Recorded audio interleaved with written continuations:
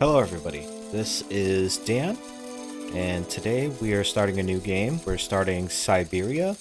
This is, from what I understand, an adventure puzzler game. I'm told that it has a very good, rich backstory, and that the puzzles in general are not like the old school puzzles where none of the puzzles make any sense. This one's supposed to make sense as far as when you play it. So we're going to give that a try. I'm going to make sure we've got the subtitles, details high, screen depth, anti-aliasing. Yeah, that all looks good. Let's go ahead and start a new game. Never played this, by the way. This is my first time through it. I've only heard some decent things about it, but we'll see where we go.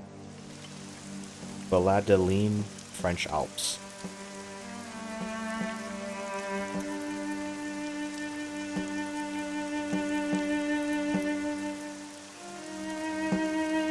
Little drummer toy, not to be confused with the little drummer boy.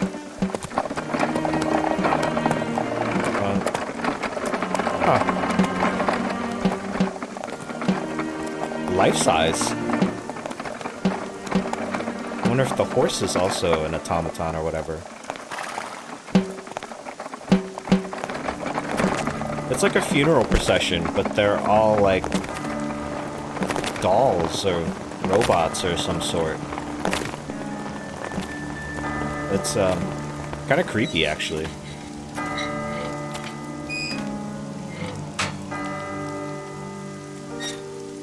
I wonder what the technology is like in this world for someone to be able to create something like that.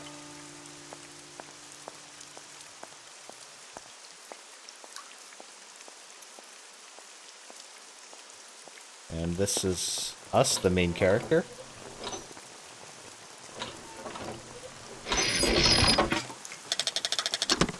Top of the morning to you.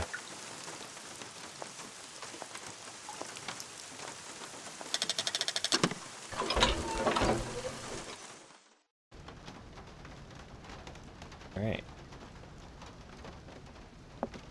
Yep, typical adventure point-and-click game. There we go. Ah. Can I ring the bell? Hey, guy. I need a key. What? That's stupid. We're back out. So... Can we head back this way? No. Can we move off screen? Okay. There's nothing around here. Talk to this guy, maybe? Hi there. Hey, hi there. What are you doing? Can I see? No, too difficult. Momo's work very difficult. Okay, Momo. So, your name's Momo. I'm Kate. Momo do like Hans. He draw. Hans? Don't disturb Momo. Momo work difficult. Will you show me your drawing? No, not finished. Go away. Alright. I guess I'll let you continue working. He doesn't want us anywhere near it. Let me try upstairs. I shouldn't leave my luggage here. Okay. So let's go grab the luggage. I really don't have the strength to take this suitcase any further. I wonder who can help me. Alright. Well. Awesome.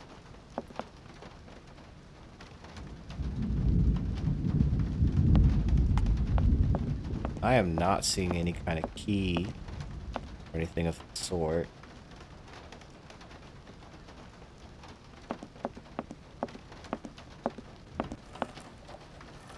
Not really seeing much else going on here. Oh, there's something here. Oh no, that was just the room transition. Okay. That didn't go off very well. Oh, no, this is our suitcase. I really don't have the strength to take this suitcase any further. I wonder who can help me. All right, Kate.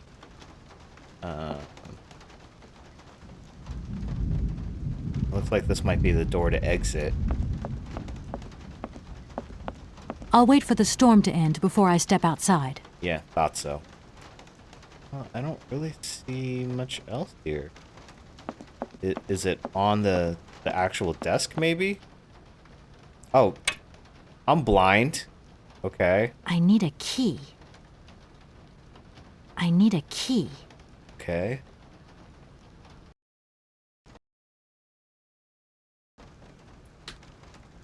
All right. Got the bell key. Put it in. Turn it. Now let's try to push the button now. That's pretty cool, though. But you gotta have your patrons come in and wind it. Okay, I'm coming. Hey, shopkeep. Hi there. Hello Thank there, you. ma'am. I would like a room. My company should have made a reservation in the name of Walker. The company is Marson and Lormont Associates. The name is Kate Walker. Of course, Miss Walker. You are in room 6 on the next floor up. Thank you. Very good. Now, my bags? Could you possibly take my luggage up, please? Please do excuse me, Miss Walker. We have been neglecting our duties. Guests are so rare these days that we forget our manners.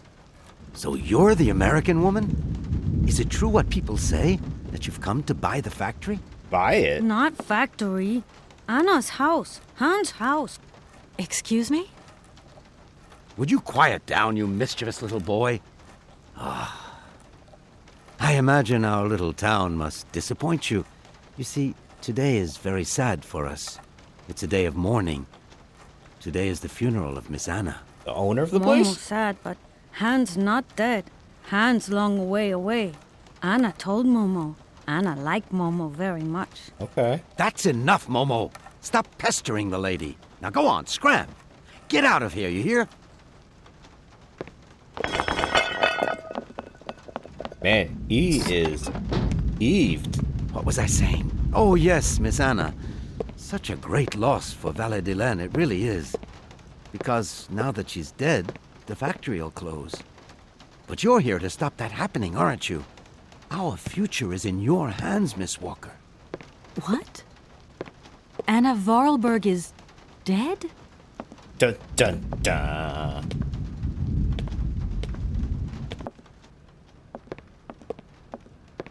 That dude is big. Here's your room. I hope you like it, Miss Walker. Guy's chonkers was carrying a giant suitcase, so all good. I'll leave you to rest for the time being. You must have a lot of work to do. You know, the takeover of the factory is very good news for us here. It would make us very happy to see life return to our valley. If only you had seen Validelene before. It was delightful. People came from all over the world to buy Voralberg automatons. They are on top. Ah, somebody has left you some mail, I see. Remember, if you need anything at all, we're not far away, Miss Walker. All right. What's this? Is this the door out? Yes. All right, well, go back in. Thank you very much. What's in our suitcase now? I don't need that for the time being. All right. Well, good talk. What do we got over here? The letter? Let's take a look at the letter.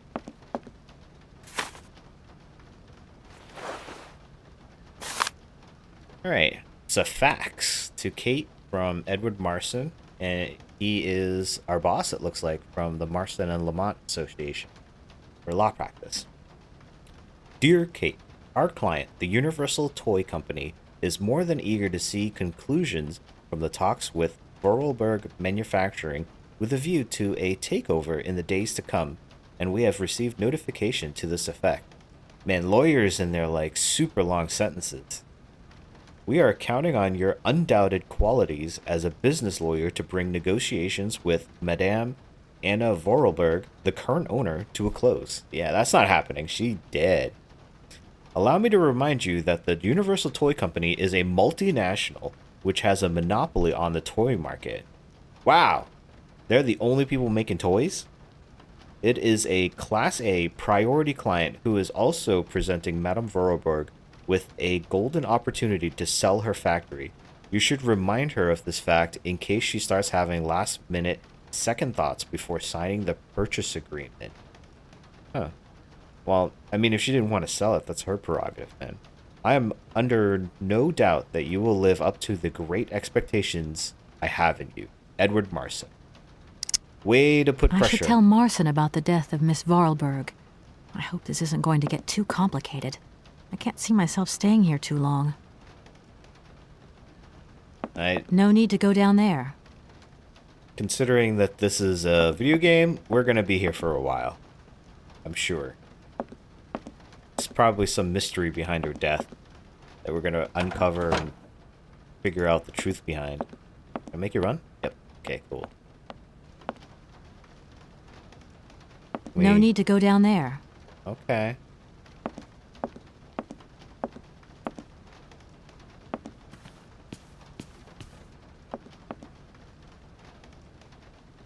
I'm back again.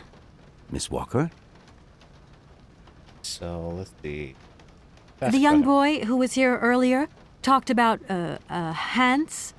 Who is Hans? Momo was talking about Hans Voralberg, Anna's younger brother. But he died a long time ago. Nobody here even met him. Huh. Okay. Well, Momo? Who is the boy who was drawing here earlier? Is he your son? Heaven forbid, no, not at all. He's not a bad boy, no. Momo is just a little simple, that's all. What is his connection with Anna Voralberg? Momo is what you'd call the village idiot. Whoa. And Anna took him under her wing. He must have reminded her of her younger brother, no doubt. And birds of a feather stick together, don't they? You're implying that Anna Voralberg was a little bit slow as well? Interesting. Heaven forbid, no, not at all. She was a real loner. She kept to herself, that's all. Okay. Okay, well. I just love all these little mechanical robots. I've noticed there are tons of them here in Validelene. Be careful what you say. Voralberg automatons are not robots. If you want people to like you here, never ever pronounce the word robot. Oh, it's taboo. Okay. What is the difference between an automaton and a robot, then? Well, to tell you the truth, no one really knows. Then why are you making such a big deal about it? Did you know Anna Voralberg yourself? Oh, why, of course I did. I mean, well, not really. She was a very great lady. We loved her very much. May she rest in peace. Rip. I would like to see my room now. Why, certainly, of course. No, we were just in the room, Kate. We're not going back there.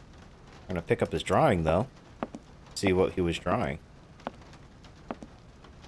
No doubt a clue to a puzzle. Like a gear, though. Yeah, it looks like a gear. There's something else here, too.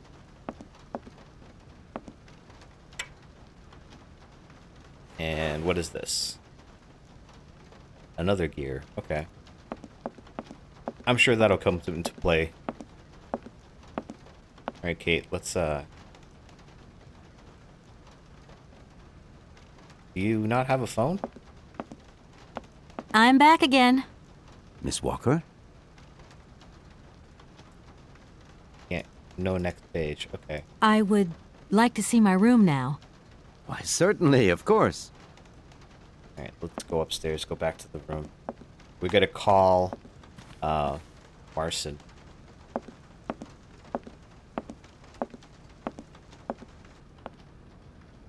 Go to our room. Number 6, like you said.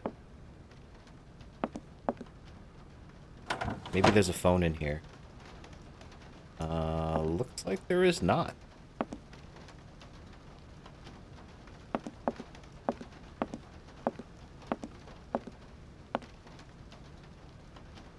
Yeah, that's just a lamp. So there's no phone. And she doesn't want to No go downstairs. need to go down there. Yep. Yep, I heard you. Okay, so there's nothing here. No phone.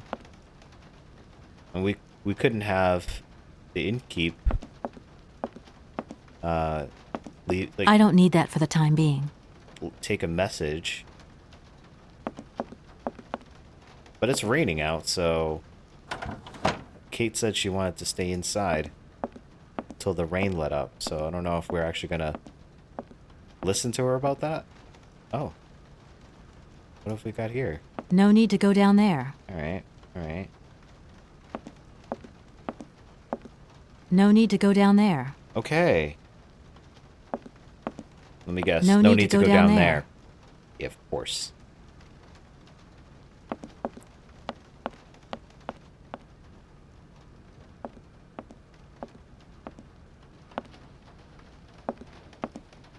Alright, let's just grab our coat and leave then. Give that a shot. Grab an umbrella? Let's just leave. I'll wait for the storm to end before I step outside.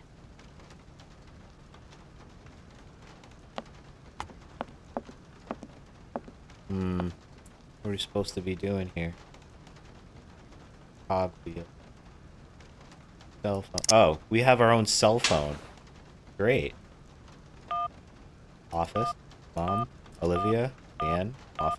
We'll go office. Call.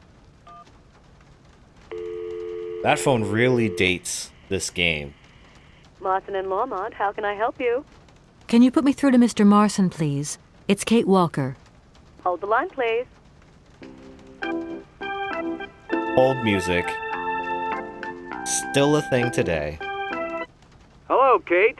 So tell me, how's the case going? I've just got to Validelene, and there's a slight problem, Mr. Marson, I'm afraid. Mrs. Voralberg is dead. Ah, that's most unfortunate. But I seem to remember we made provisions for just such a sad eventuality, and we know that there was no heir. Yes, that's right, but... So where's the problem, Kate? Contact the notary right away. I'll get my secretary to fax you his address and an introduction letter from the firm. Very good, Mr. Marson. Right, I gotta go, Kate. Keep me up to date, okay? I just...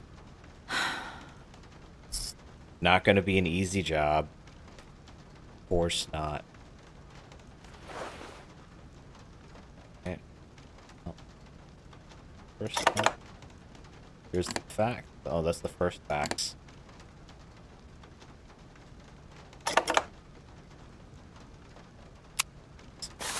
Yeah, that was the first fax. I don't have anything else. Do you have another fax for I'm us? back again. Miss Walker? No fax. I would like to see my room now. Why, certainly, of course. It's over here. This wasn't shown earlier.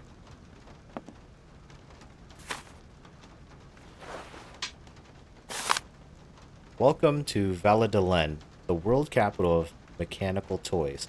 Let yourself be transported by the magnificent landscape surrounding Validelene, a small, charming town tucked away in the Alps, and by Voralberg Manufacturing, whose exceptional savoir-faire in the specialized world of luxury mechanical toys and automatons is at the root of Validelene's reputation around the world.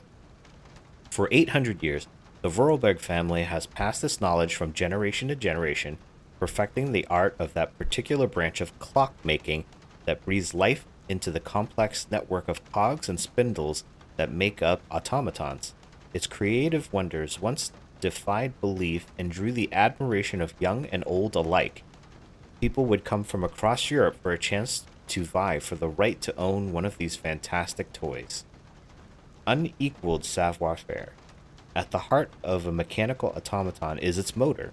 A series of spindles are set in motion to music via a set of cogs. Attached to the spindles are cams that are shaped in the image of the music. In turn, they command a series of rods which control the gestures of the toy at their tips. How long is this? This is a brochure for the place. Automaton construction takes place in 3 stages: modeling, mechanics, and casing. The process requires the participation of 20 different specialized trades.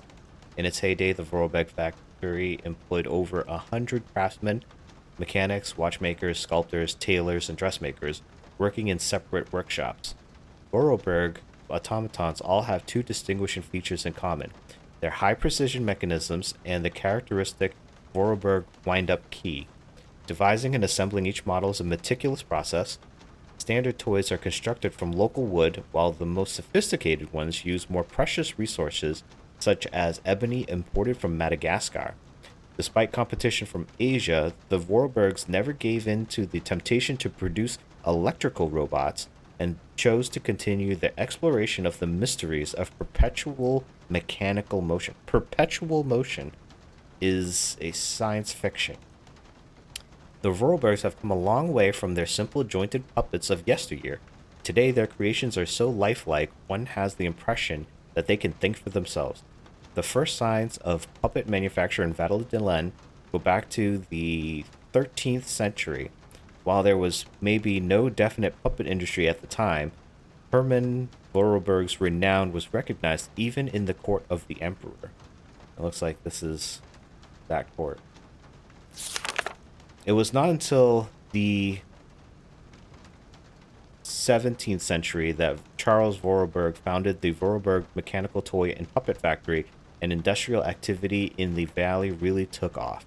The reputation of Validelene and its famous toys then just kept growing and growing. It was Charles Vorarlberg. The turn of the 20th century was Validelene's golden age, as expressed in the factory's impressive architecture and the main houses of the town. The Vorarlberg reputation crossed the oceans, dispatching its fine precision mechanisms across the globe to delighted buyers who began to believe that Vorarlberg automatons had a life of their own. Seeing the ones in the beginning was, it kind of looks that way. Since the end of the Second World War, the destiny of the factory has been in the hands of Rudolf's daughter, Anna Vorarlberg, the last and sole descendant of the prestigious line of craftsmen. This inspiring figure negotiated the business through the end of the war.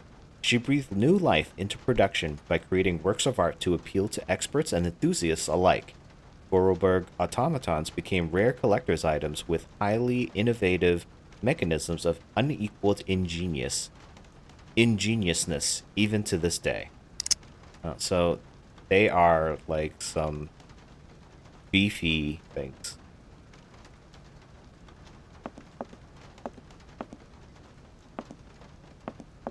Okay, so we called work. We can't receive faxes on a phone. So I wonder how we're going to get this fax that we're being told is going to be a thing.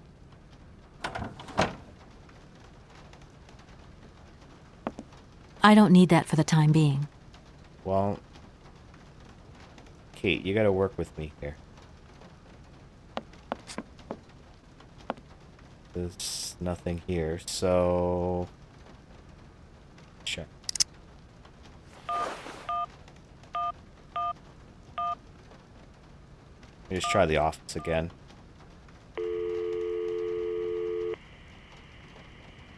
You have reached Marson and Lormont Associates. We're sorry, but all our lines are busy. Please call back later. Typical. Just typical.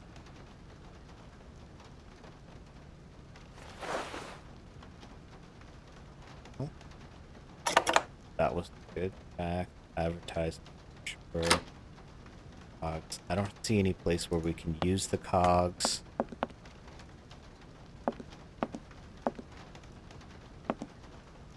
Okay, I'm not exactly sure where we're supposed to go here.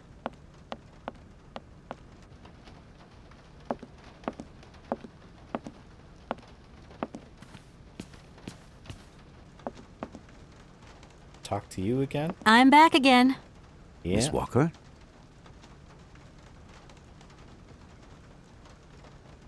I think I'm going to need your help again. Are you leaving already, Miss Walker? Should we bring down your luggage? No, I'm not leaving yet.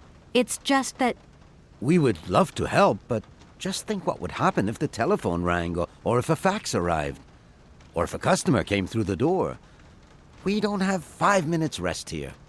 I came I'm through the sorry. door and you didn't come It's out okay, no biggie. at all. Here, oh, mission. A fax didn't arrive for me, did it? Maybe. I thought I heard the phone ring. It's our Do you fax. think you might want to go and check? Certainly, ma'am. Immediately. Yeah, you said Thank that you you very didn't want to much. leave because what if a fax came in and it's right there underneath? You're bitching about it? Man. Kate, we gotta read that. Alright, that's the fax to Mater of Voltaire from Ed. Oh, this is our letter of introduction. Dear Maître of Voltaire, as you are no doubt aware, our practice is charged with undertaking negotiations for the takeover of the Voralberg Manufacturing by our client, the Universal Toy Company. It is with great sadness that we learn of the recent death of the manager and owner of the factory, Madame Vorarlberg, with whom negotiations had started. We are under no doubt that Madame Vorarlberg left you instructions before her death, enabling the sale to be concluded. We should remind you of the significant boost the arrival of the American multinational would bring to the economy of your region.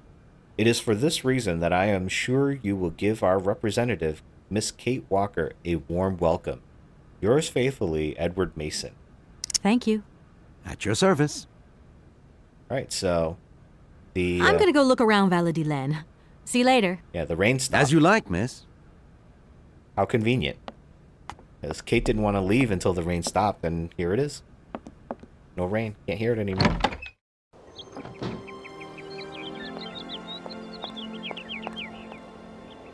Alright, so where are we going? Let's head into town, I guess. Doesn't look like much going out here. Who lives here?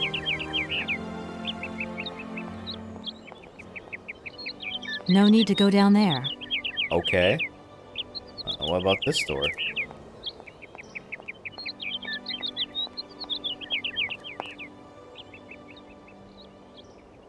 Oh, look. Okay. If that's going to work, it looks like something's missing. If that's going to work, it looks like something's missing. Looks like it needs to hold on to something. We can just try it. Nope. Yeah, guess not.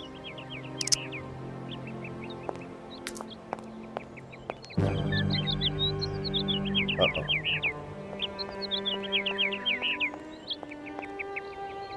Who is this? No need to go down there. Alright, well. Let's talk to the baker. Good morning. Are you open? Can I buy something from your bakery? No, afraid not. Not possible. We're closed. Okay. I can wait a while. You can wait, but we're closed all day. Day of mourning. I'm sorry. Please accept my condolences. Don't worry about it. Because of Madame Vorarlberg's death, all the shops are closed. Mayor's decision. Try tomorrow. Tomorrow I won't be here. That's a pity. Think again, Kate. I doubt that's going to actually be the case. But that's a thing with small towns, I guess. Like everybody's affected by the little things. This looks important. Let's try this house. Yep.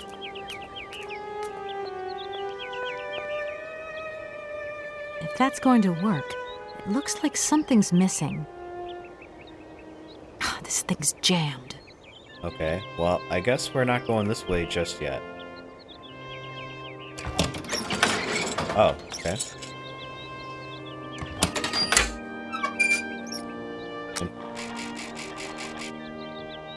Ah! This is where we put the letter of introduction. Okay. Let's see. Second fax. Oh, wait. No. I didn't want to do that. I wanted to take it. Take. Fax 2. Put it in here. And now read it. Yeah. Gotcha. And he's just reading it from his desk.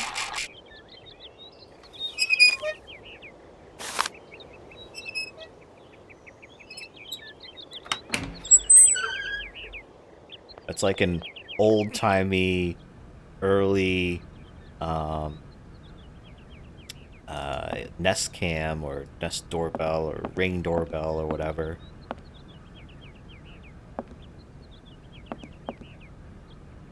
Hello, sir. Miss Walker, I presume. Have you had a good journey? Everything went very smoothly. Thank you. Do take a seat, Miss Walker, please. Let's take the seat. I imagine you are aware of the business that brings me here. Of course, I was waiting for you. Then why didn't you just talk to us from the beginning? Talk You about don't Anna. find it suspicious that Madame Voralberg left us so suddenly? Her death took us by surprise. She still seemed to have so much life left in her. So maybe it was I murder. would have loved to have met her. Anna Voralberg was not only one of my most faithful clients, she was also a very dear friend. Sure. Miss Walker, I am afraid that the sale of the Voralberg factory is not as straightforward as it first seemed. Because of course. Whoa it isn't. there. Everything was agreed. We'd obtained Anna Voralberg's consent, and her death does absolutely nothing to invalidate that. Now, I have to be back in New York the day after tomorrow, Metro Alphoter. My client and I are impatient to seal this deal. I understand only too well, Miss Walker. Okay, so what's the problem? There is an heir, Miss Walker. But they Excuse said me? there was no heir. An heir? But Madame Voralberg never married, as far as I know. And in my last conversation with her, she absolutely never mentioned this detail. It's Momo. Miss Walker, believe me, I was more surprised than you are. Anna Voralberg sent me a letter 2 days before she died. Understand, Miss Walker, that had I known about this earlier, I would have informed you. I shall read you the document in my possession. You had it 2 days before. You could have called. I've got a cell phone. You could use a landline, bro. I am so very old. It seems that today life is slipping away from me more quickly than I imagined, and I fear that I will not be of this world to sign the takeover contract for my dear factory. So, I must make this confession to you now. My brother Hans is still alive. Whoa. It would not surprise me if you find this difficult to believe, but it is indeed the truth. You must remember his death, his funeral too. Even though you were very young at the time, it was but a sordid charade dreamt up by our father. Wow, faked To his him, death. the very idea that his only son should wish to leave Validelene and abandon the family business was unbearable. When Hans left, he preferred to think him dead and make everybody else believe this too. Man, rich people are He weird. obliged me to bear this terrible secret as well. I repeat that Hans is still alive. So when I die, it is he who becomes the sole and rightful heir of our factory. Okay, I see. If Hans Voralberg is not dead after all, then I just have to sign the contracts with him. I suppose you've already contacted him? Where can I reach him? Don't The know. second half of the letter informs us that Hans Voralberg is somewhere in Syberia. Hence I the name of the leave game. document in your hands to read at your leisure.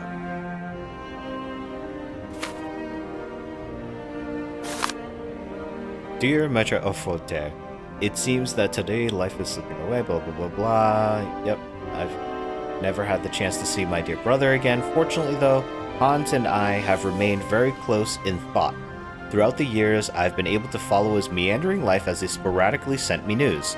On occasions, he would write me letters, but they were rare as my brother, since his unfortunate accident, had maintained a phobia for the written word. However, he has sent me several plans of automatons that I eagerly had made up at the factory, and I will admit that they have largely contributed to the success of Voralberg Creations. Hans has always had a marvelous gift of breathing life into objects through clever combination of cogwheels and spring. My little brother is a genius in the true sense of the word.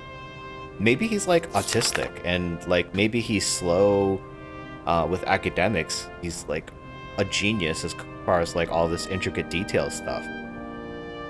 Let us return to the matter in hand. Rest assured of my personal conviction that my brother will not object in the slightest to the sale of the factory. If I have already passed away when you come to read this letter, it is to him that the matter should be addressed. I received his last letter 6 months ago. 6 months ago! From the north of Syberia, and you think he's still there. I regret to say that I have received no more recent news. I am aware of the difficult situation in which my confession and lack of further details leave you, but I wish to die with a clear conscience. I would be grateful, dear Maitre Forte, if you could inform the American law firm with whom I have been dealing of these developments. I have grown so old, so tired. With all my respect and final greetings, Anna Voralberg. Anna Voralberg had no further information to add? Unfortunately not, Miss Walker. I have told you as much as I know. The situation, in legal terms, is now clear. If you want to conclude this sale, you have to find Hans Vorarlberg. Apparently, there is a body lying in the town cemetery. There also seems to be some ghost wandering around Syberia. It seems you have your work cut out for you. God damn it. Believe me, Miss Walker, when I say that I am most sorry for this regrettable setback. Sure you are. You couldn't care most less. Sorry. You don't Great. care. What now, then?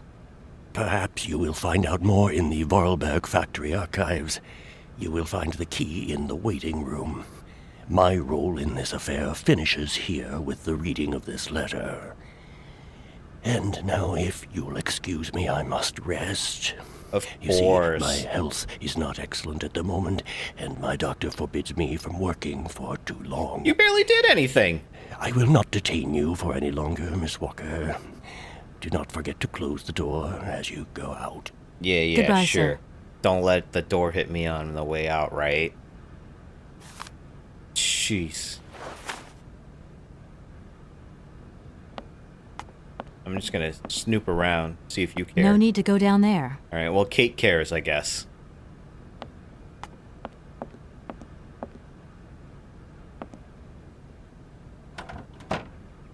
Okay. He said that the key's on the desk somewhere, so let's look for it. Oh, click. Someplace where we can stamp something.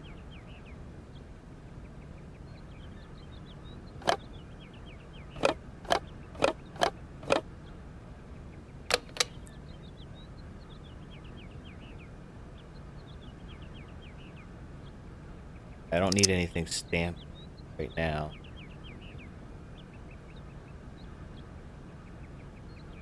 Where is the key?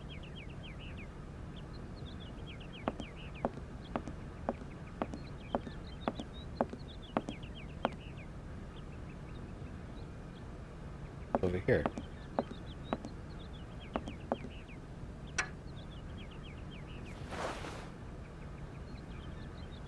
Oh. Telescopic key. Huh. Okay. That's probably used for... Oh, that's the key. Okay. And we can go to the factory now. I think this is what we needed for that door. I was thinking key as in, like, you know, a normal key. For, like, your household. But no, it's a... Uh-oh. Hello? Kate? Dan, I'm so pleased to hear your voice. How are you, honey? Did you have a good journey? Have you settled in? It was long, tiring, damp especially, but I'm okay. Especially when you... Everything going as planned? Yeah, I mean, well, not really. It's not exactly what I thought it would be. You know, everything's so different here. Actually, while we're on the subject, I managed to free myself up tomorrow lunchtime. I'll come and meet you at the airport. I hope the flight from Paris won't be delayed. We're expected at the Goldbergs about 8 o'clock. Yeah, that's not happening. I hope you have the time to take a shower and change, my poor honey bun. Dan, I don't think the Goldbergs tomorrow night is really on. Don't worry, Kate. You'll be as perfect as ever. Anyway, you never have to wear much to look really great. Dan, I'm going to have to extend my stay here. There's one or two complications. You understand? Kate, honey, what are you talking about? It's only a measly toy factory. The sale isn't going through as expected. I've got to stay a bit longer. Dan, you don't mind, do you? But Katie, you can't do this to me. I mean, it's the Goldberg contract. There's millions of dollars on the line here. I know, I'm sorry. You go ahead. Don't worry about me. I'll get back as soon as I can, I promise. Okay, I've got to go. I'll call you back soon. Love you, honey. Alright, my man Dan, like, come on, man. We got the same name, but you are treating your lady much too harshly. Like, you gotta support her in her endeavor to be, you know, an independent woman.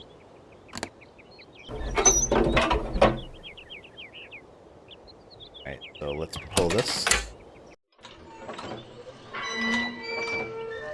That's crazy. Everything's a freaking, like, automaton, wind-up toy cog thing. Bet this thing does something, too. Alright. Wish there was a directory.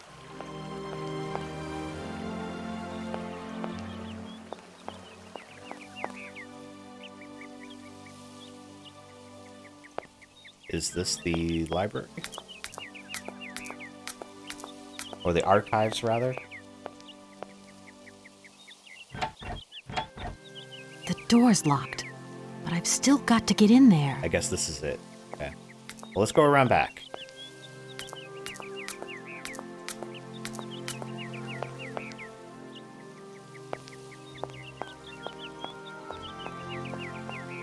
See if it's back here. That's what she said. Got a ladder. But I don't think we got anything to do with it right now. Yep, it needs a little wind-up key here. I need a key. Yep. Head this way.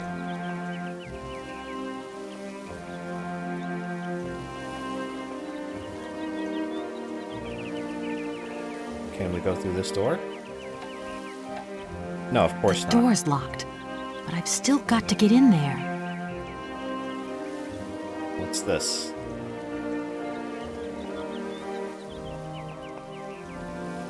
A hedge maze. Yay.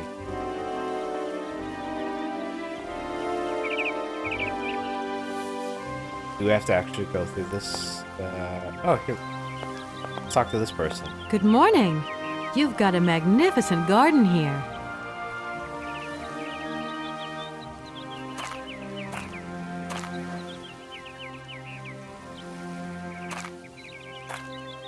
Oh, please don't talk about it. Since my gardener automaton broke down, there are weeds everywhere. You can't imagine how much work it takes me. I don't know whether I'm coming or going. We're not used to doing without our robot help here in Validelene. Whoa. But everybody says that we're going to have to get used to it. You are not a native. You called them robot. And you mispronounced Mount Validelene. You suspect.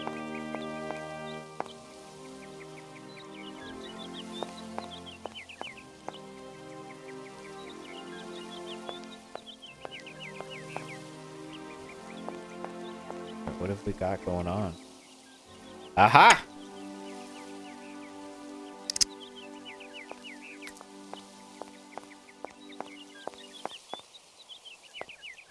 Alright. This way. Check this thing out.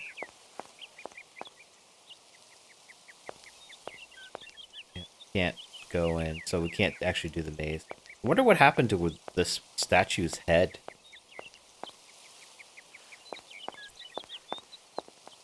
So we got the key, so let's head back to the machine with the ladder.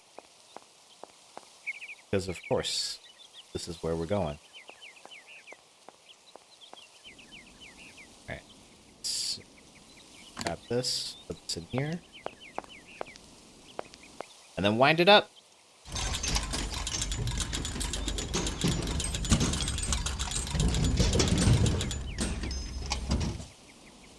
That's something. Imagine this is like real life. And you did this, someone's calling the cops. But I guess if it's in the factory, a mansion, or whatever, people won't care. But it is a small town, so I don't know. Everybody's in everybody's business at that point. Anything we can take a look at? Wonder what this thing is. Anna. Let's see. May 14th, 1930. Yesterday, something terrible happened. I do not know who to turn to, who to talk to, so I have decided to write it down. You, dear diary, are now my confidant and sole guardian of my secret thoughts. Hans lies in the next room, teetering between life and death, and I am terrified. Oh, the injustice of life. First Mama, then Hans. Please, dear Lord, don't take my little brother away as well. May 15th, the next day. Hans made me promise to keep this a secret, but its burden is too heavy. I know I can tell you, though, dear diary. We discovered a cave in the mountains, a marvelous cavern with ancient paintings on the walls.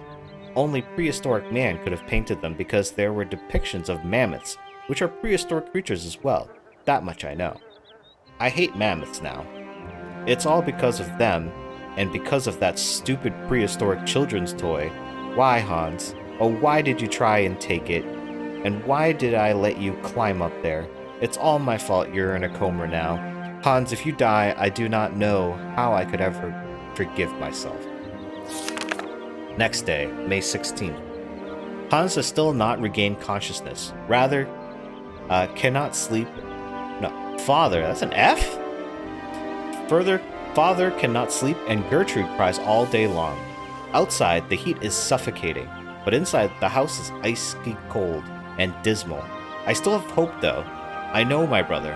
I know his strength. He will pull through. He never gives in. Next day, May 17th. May 17th. I cannot think of anything else but Han. In all my waking and sleeping dreams, I see his fall over and over. I see his head hitting the rock and his oh-so-pale face softening. I have taken refuge in the attic. It is the only place where I could find any peace, wrapped up in all my memories. Next day. 5 days have passed since the accident, and Hans has still not opened his eyes. To see him like this is unbearable. Please, God, protect him. Take my life, not his. And another day. I feel so desperate, so alone. I want to snuggle up in Father's arms, but I dare not. He is just so impassive.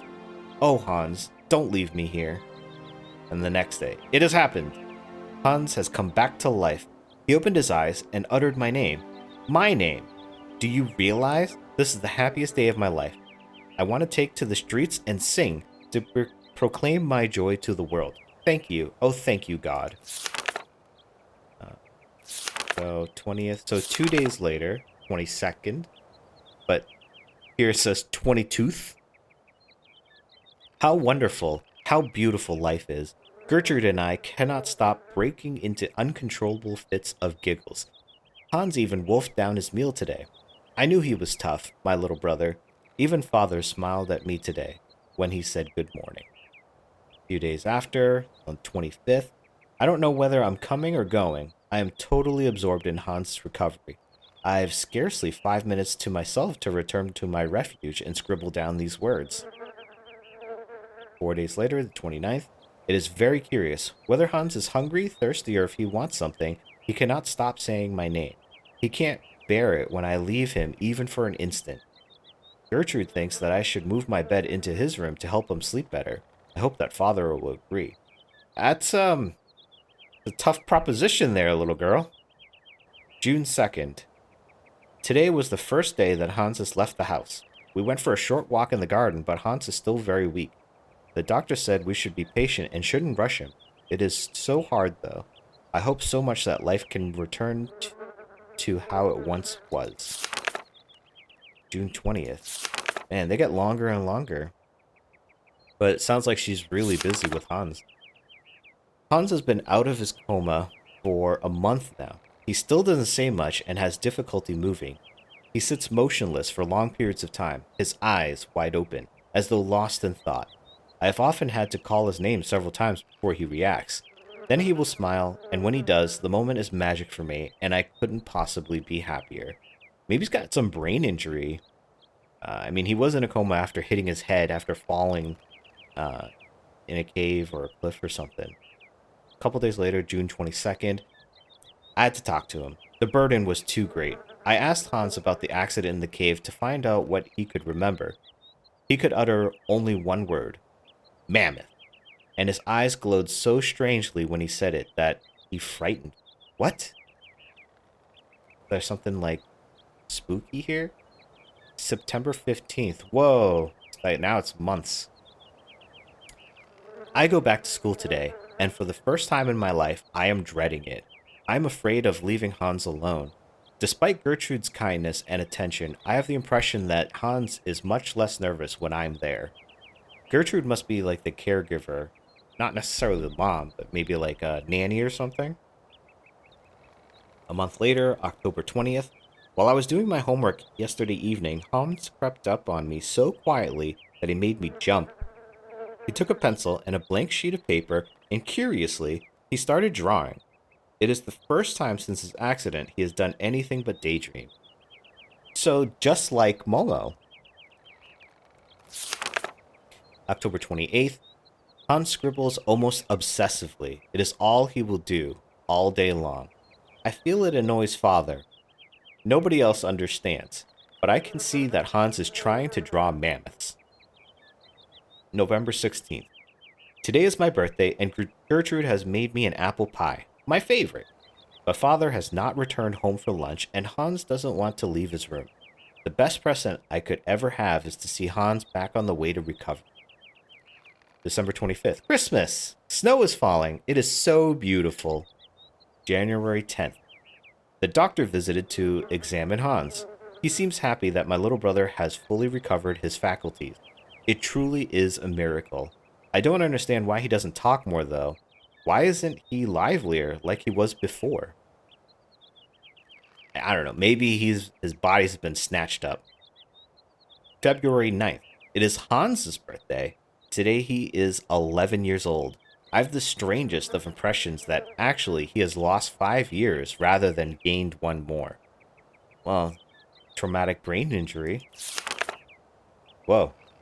February 24th. The doctor has just left. I saw him whispering with Father. Their serious expressions worried me awfully. What could they be hiding from me? I am grown up now. At the age of 15, you can understand everything. Oh, sweet summer child. I am too scared to ask Father what is happening. March 15th. I've been thinking, and it seems to me that Hans's attitude isn't normal. The shock of the fall and his coma must have had much more serious effects than we first imagined. Hans, my dear brother, what is happening to you? April 4th. I have discovered the truth. Hans is stunted physically and mentally. I eavesdropped a conversation between the doctor, Father, and Gertrude. Gertrude buried her tear-filled eyes in her apron, and Father muttered the word retard under his breath. That word is no longer kosher, by the way, but I'm just reading it because it's on the page. How could he say such a thing? April 13th. It is Easter, and we're on school holidays. This means I can spend all day with Hans and protect him from Father's permanent dark moods. Ooh, that took a turn. He cannot accept the fact that Hans, his only son, will stay in this state forever. So that's got to be the real reason why he faked his death, because he's embarrassed by his son not having, like, you know, quote unquote normal mental capabilities. April 14th. It is truly difficult to accept, but it is not Hans's fault. Mine may be, but not Hans. I don't know how to make Father understand. He seems full of hatred for him. It is dreadful. I feel so powerless. She is a very good writer for 15. That's very articulate. May 14th. 1 year. 1 year has gone by, and it feels like an eternity. The situation shows no signs of improvement, neither in terms of Hans's mental health or Father's attitude toward him. May 30th. Extraordinary. Father has decided to take Hans to Paris for new tests. He says that only in the French capital will he find truly competent doctors. We must make Hans ready for the great expedition. June 6. No news from Father and Hans, but I remain hopeful. I am sure they will take good care of my little brother. July 15th. That's a long time, couple months? They have returned. Hans rushed into my arms and started crying. It took me a long time to calm him down and get him to sleep. Father is still as taciturn as he was before he left. The French doctors have confirmed the diagnosis. Hans will remain physically and mentally impaired. I am stunned. August 28th. The summer is coming to a close. It has been less stifling than the last. The sun has put color in Hans's cheeks. When I look at him, I have difficulty imagining that he will not change. Yeah. November 16th. Father still says nothing and increasingly shuts himself away in his office at the factory. Yeah, I mean, stuff happens, man. Life just takes you on all kinds of rides. Christmas. Gertrude tells me that love and faith triumph over any science. I lack neither. God be praised. January 12th. Father took Hans to the factory this morning. Hans was so afraid that I accompanied him. Fortunately, Father said nothing. I fail to understand why he insisted on bringing him there. The next day, January 13th. Father left for the factory with Hans once again this morning. I think he wants to persuade Hans that he could be useful for something. It is his way of resisting fate. And it's denial. February 17th. For a month now, every morning, Hans has gone to work with Father at the factory. I'm not exactly sure what he does there, but he seems to enjoy it. I feel my brother's behavior has changed considerably. He is much less capricious. April 14th. I could cry. Hans has made me a present, a small robot mammoth with a trunk that rises and falls. When Father saw it, he nodded his head in satisfaction. Oh, so he finally found out that his son is he might not have social ability anymore. I guess it wasn't autism, it was induced because of the brain injury, but I mean, he still has a skill. May 20th. Both Gertrude and Father now have their own robot mammoth. Theirs are even more intricate and finely tuned. Little brother is not such a quote-unquote retard after all. No, he's not. He's still, his brain just works differently. October 15th. Hans's mammoths now walk, raise their trunks, and wag their tails. It's incredible. December 22nd. Yeah, someone didn't really look too closely when we wrote this out. I met the head of the factory workshop, Mr. Grips, this morning. He says that for a young lad of 12, Hans is very gifted. It is a shame he only makes elephants.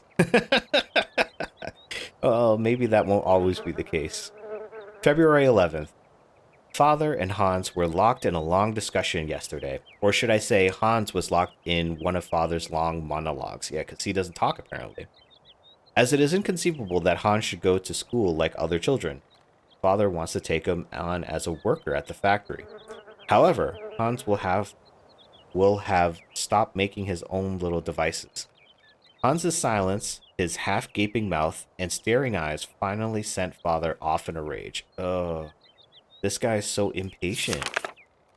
Next day, February 12th. I tried to broach the subject with Hans. I suggested he should obey Father. Learning a craft at the factory is his one chance to do something constructive with his life. He's so gifted and takes so much pleasure in making automatons. He did look like he wasn't listening to me, but I know he'll think about what I said. I'm a good sister. February 20th. It's not that Hans cannot speak, it's rather that he doesn't want to speak. He uses the least possible words for communication, except with me, but he's still very economical with words. May 15th. Incredible. Hans was not just satisfied with learning how the assembly line works, instead, he has completely redesigned it. Father and Monsieur Grips are taking a serious look at his plans. July 10th. Father has wanted to talk to me about my future since I passed my exams. He wants to send me to university because he says my intelligence is astounding. Yeah, this diary shows it. My heart was beating so loud. It is true, I do love studying, but I couldn't bear to be away from Han. Girl's got a heart. September 2nd. What a ghastly summer. I have been permanently torn between my desire to go to university and my refusal to leave my brother. I talked about it with Hans, but he said nothing. That same evening, I found my own little mammoth broken. He was heartbroken. He just lashed out, it sounds like. October 9th. Hans had another fit of hysterics at dinner again. Father announced that Hans's new assembly line would soon be finished. However, they have removed the automaton parrots that shout orders, as they were deemed superfluous. Hans was livid. That was his design. He hurled a soup dish to the ground and stomped off to his bedroom. What will happen between the both of them when I'm not here? October 17th. Despite my scruples, I am finally leaving. Hans has not talked to me for a week. Father would not understand if I told him why I wanted to stay. My heart is so heavy. Christmas. It is so strange to be home. I had never left home for such a long time before. Once we were alone, Hans did not stop talking. Words just leapt from his mouth. How we laughed at his excitement. He presented me with a delightful little ballerina to replace the mammoth, he told me. I was so touched that I started crying. Distance has done nothing to harm the strong bond between us. Oh, that's so wholesome. September 10th. It is strange to pick up this diary once more. At first, my impulse was to tear it up, but I resisted, and instead succumbed to my second desire, which was to write for a while. I am alone in my attic once more. I have been home for 2 months now, and after a summer spent living with the intense joy of being reunited with my brother, Hans has returned to the factory. Father has aged so, and Gertrude's arthritis causes her terrible pain. Everyone's getting old. Yeah, 1937. And 33, yeah, that's her going to school 4 years. University. September 13th. All in all, these last 4 years, yep, there it is, have been kind to Father and Han. Their relationship is less tense. They still do not exchange much conversation, but they now have a thing in common, the factory. I'm even beginning to feel a bit jealous. Silly, really? Yeah, I mean, that's your dad. September 17th. Hans hasn't changed.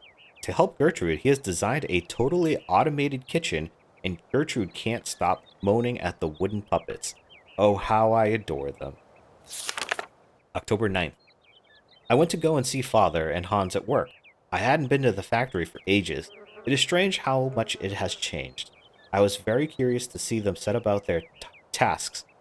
I like Father's new office very much. Hans has a small workshop on the first floor crammed with odds and ends, unfinished robots, and designs, exactly as I imagined it back. October 15th. The factory is working very well. Orders for toys keep coming in, spurred on by the run-up to Christmas. When I was at university and I said my name was Voralberg, people would ask me if I had any relation to the Validelene factory. Now I know the effect that Hans's genius has had on the factory's renown. Oh, so he's the one that made the factory what it was! November 2nd. To make myself useful, I started helping Father set his papers in order. The most extraordinary thing of all is that for the first time ever, I have the impression that the three of us form a real family. That's kind of sad. This is the first time she felt like a family. December 8th. Hans never ceases to surprise me. Between home and the factory, his behavior is so very different. In his workshop, he is serious, concentrated, a proper young man who keeps his eye on everything going on, constantly on the move and in control. One has the impression that each single toy is his very own infant. At home, he turns back into a child once more and is either moody or a happy-go-lucky buffoon. Girl, that's just boys. That's how they be. Christmas. The most wonderful Christmas of my whole life.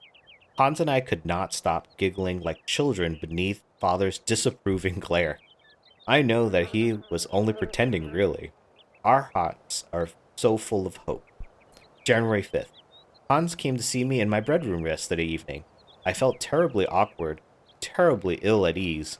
I might have guessed. Hans wants to leave. Leave Validelene. The house and the factory. He wants to go traveling. He doesn't know where to or for how long. That's just like him. I was so shocked that I told him his plans were foolish. He left my room without a word. His head bowed. I thought he thought his sister would understand him, being that they were so close. January 7th. I thought that he wanted to leave because of father. Not at all. It's because of the mammoths. He wants to go tracking mammoths. I thought he had gotten over his obsession. I know my brother only too well. I wouldn't dream of telling him his quest is useless. It isn't worth it. He will not listen to reason. January 10th. I was so selfish the other evening. I returned to talk to Hans and ask him gently if he was sure of his decision. I already know what the reply is going to be. Nothing will make him change his mind. January 19th. Despite my profound sadness and despair, I must help Hans fulfill the destiny he has chosen and announce the news to father. I fear the worst. January 24th. The worst was worse than my fears. Father's anger was terrifying. He shut Hans away in his workshop at the factory and has forbidden all visits except from Gertrude, who feeds him. And he's just worried about the factory. I don't think he cares about his son. And this was after he was pretty much ready to disown him. February 1st. Father has decided that Hans should remain locked up for as long as it takes him to abandon his infantile decision. Gertrude tells me that Hans is very despondent, yet highly resolute. The worry is driving me mad. February 6th. As soon as Gertrude returns from the factory, I hasten to get news of my little brother. He doesn't say anything. He just fiddles with bits and pieces, she replies every day with a sigh. I've tried desperately to reason with father, but I know I am just wasting my breath. February 9th. Hans is 18 years old today, and he is all on his own for his birthday. Oh, that's sad, man. February 20th. In secret, Gertrude delivered to me a small robot from Hans. It's a robot of us as children. It works with a small cylinder punched with tiny holes. I quivered with emotion as I turned the key. The message it gave me was simple. He was telling me he loved me very, very much. Wow. February 24th. Gertrude gave me a different tiny cylinder for today's toy. Hans is truly incredible. He has found a means of communicating between us and us alone in total secret. February 27th. My days are spent eagerly awaiting Hans's messages. He has now resolved to run away. He is preparing his escape, like if it was a game.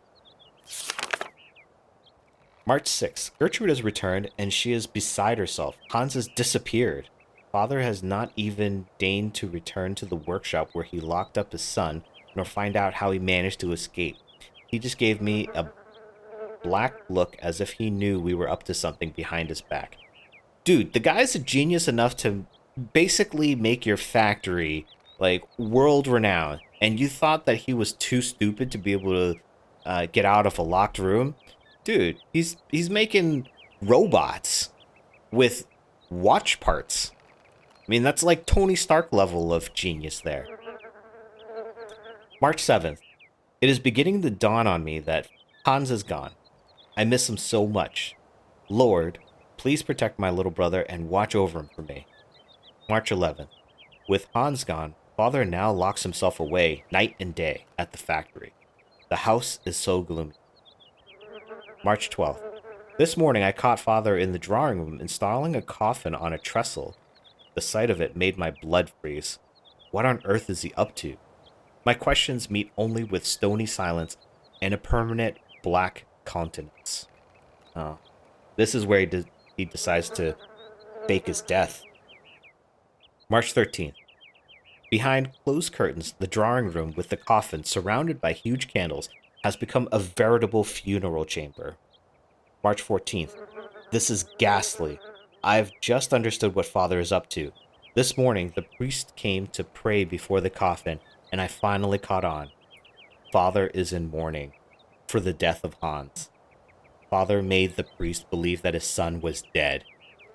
How could he do such a thing? That's pretty deplorable. Very, very, very much so. March 16th. In the madness occasioned by his grief, my father grows ever more cold and calculating. He contacted his old friend, Dr. Schmoll, who duly drew up a bona fide death certificate without even seeing the body. I dare not imagine what a yarn he spun.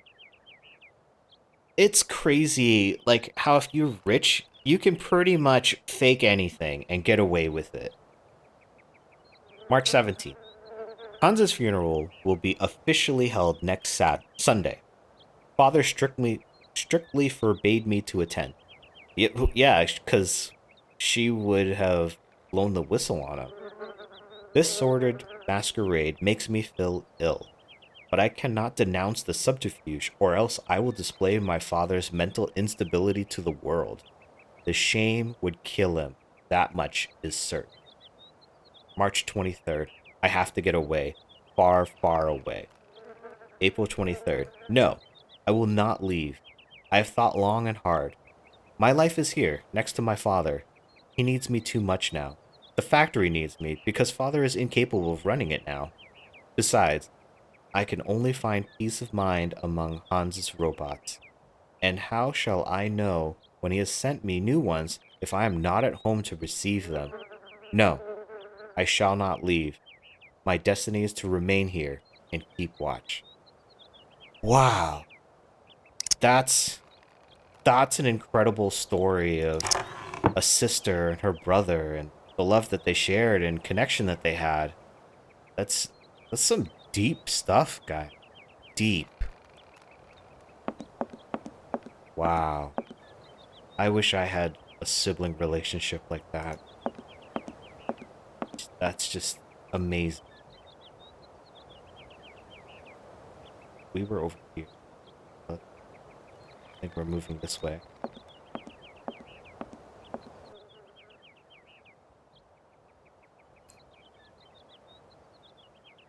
Oh, something in here? Nope. What's in this alcove? Oh, something's here. Light? Okay. It's a person. Hey, it's Momo! Mammoth. You draw mammoth for Momo? No. Momo, it's you. You scared me. No. That's not Momo, that's Hans. He draws mammoths, is obsessed with mammoths, and the doctor said that not only is he stunted mentally, but physically. So Hans should look like a 10 or 11-year-old. So that's gotta be him. What are you doing in here? Momo want mammoth picture, like Hans' picture.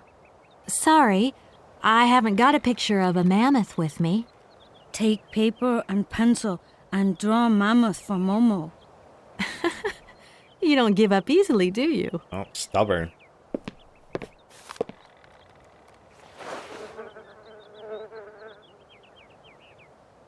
You're a sweet kid, Momo, but I can't draw, least of all mammoths. Draw mammoth easy. Hans draw mammoth. Anna draw mammoth. Kate too. I mean, maybe I could do a quick squiggle of a box, say, that has a mammoth inside. No, Momo want a real mammoth. Yeah, don't be cheating. My goodness, you are one stubborn boy. Hey, don't agree to do something and back out of it half-assed. There's something I'm looking for, but I don't quite know what. I need a clue, anything that might tell me where Hans is. You want to help me, don't you? First, you draw mammoth for Momo. And if I help you, you help me, right? Momo know Kate is kind. Kate draw mammoth for Momo. Then Momo tell Kate secret. You've got a secret? First, draw mammoth for Momo. Okay. Well, Momo, I've got to go now. But see you later, maybe. so I'm sure we gotta trace it or something, because she says she can't draw. Let's go back into here. Light turned on. Is there anything new that we... Oh, here we go. A hammer. Oh, no. That's the light.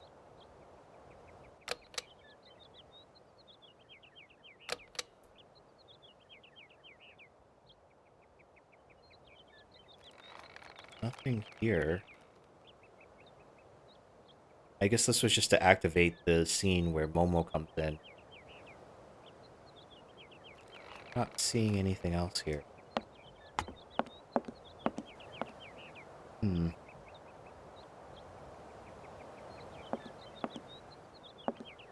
There doesn't seem to be anything else going on.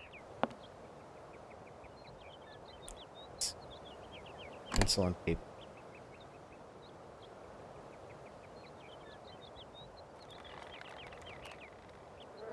Can't use any of these books.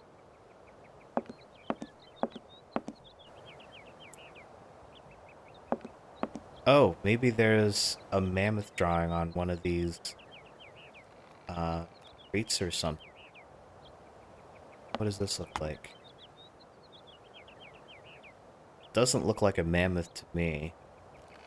I could be wrong, but it doesn't look like it. I feel like it's got to be around here somewhere. So let's keep heading this way.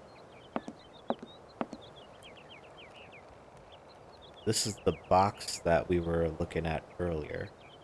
Maybe it's in this alcove here. Maybe this is how... Maybe there's a picture of a mammoth somewhere? Can't look at anything here. Oh, here we go. Here's a mammoth. It's 1932. Get her. Tape. And then she can draw... Yep, like carbon paper.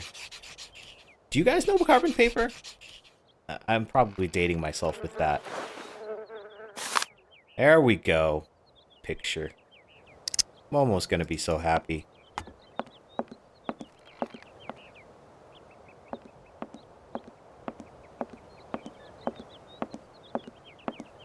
Okay, Momo. We got your thing here. Mammoth picture. Oh, wait. No, I want to take it and hand it to him. Here you go, bro. Yep, he's happy. Little happy dance. Alright, tell me your secrets. Thank you. Momo happy. Now follow Momo.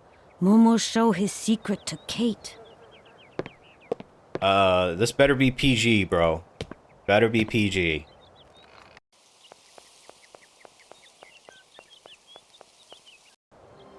Alright, Kate, let's get going.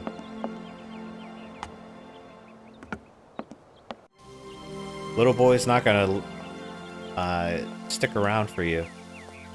So you better get going.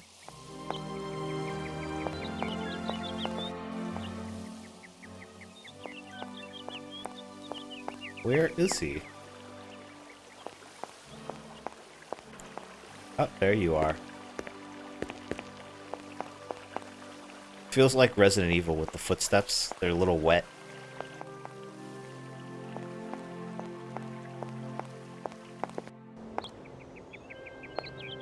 Okay, where are you at? Alright.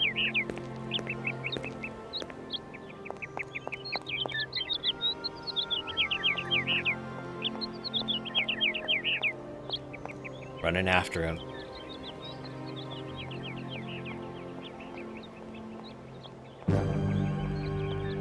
And that part of the music right there, just like a bass drop or something. What's this? Something on the bench here.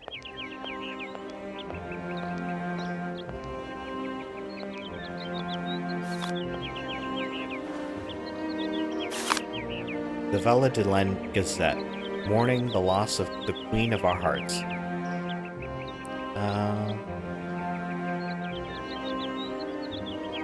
Alright, well, let's read it.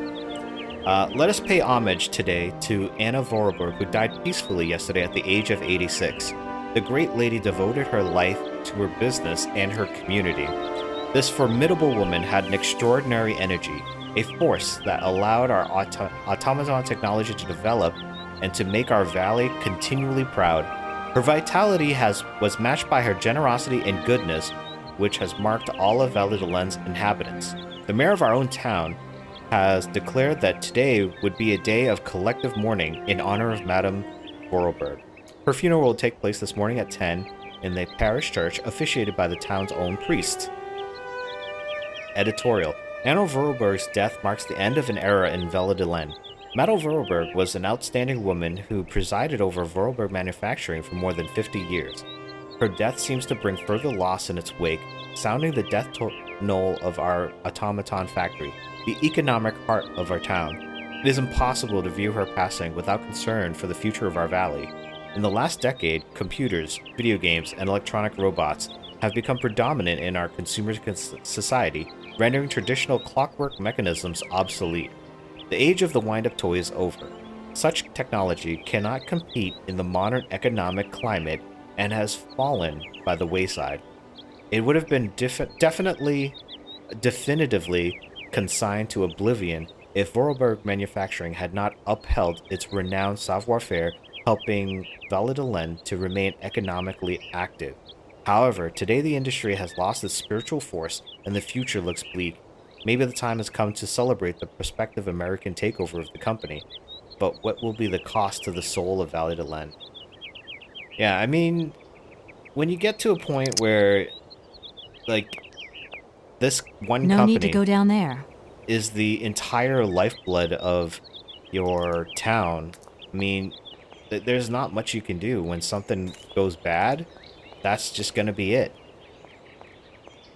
And you just have to figure it out, but that didn't work out for them. But yeah, clockwork stuff, although very cool, is just retro. It's not the future. It's very limited, and you have to be a genius like Hans to make anything remotely intricate. Come on, Kate. Let's go. Leaves crunching. Oh, this is nice scenery. For an old game. Come on.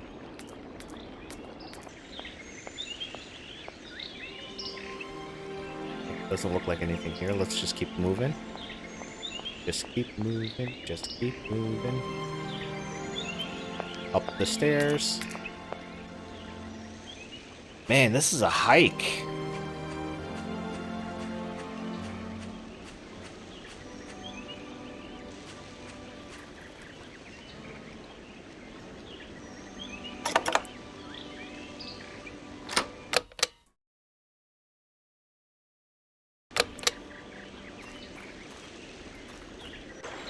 Sorry about that.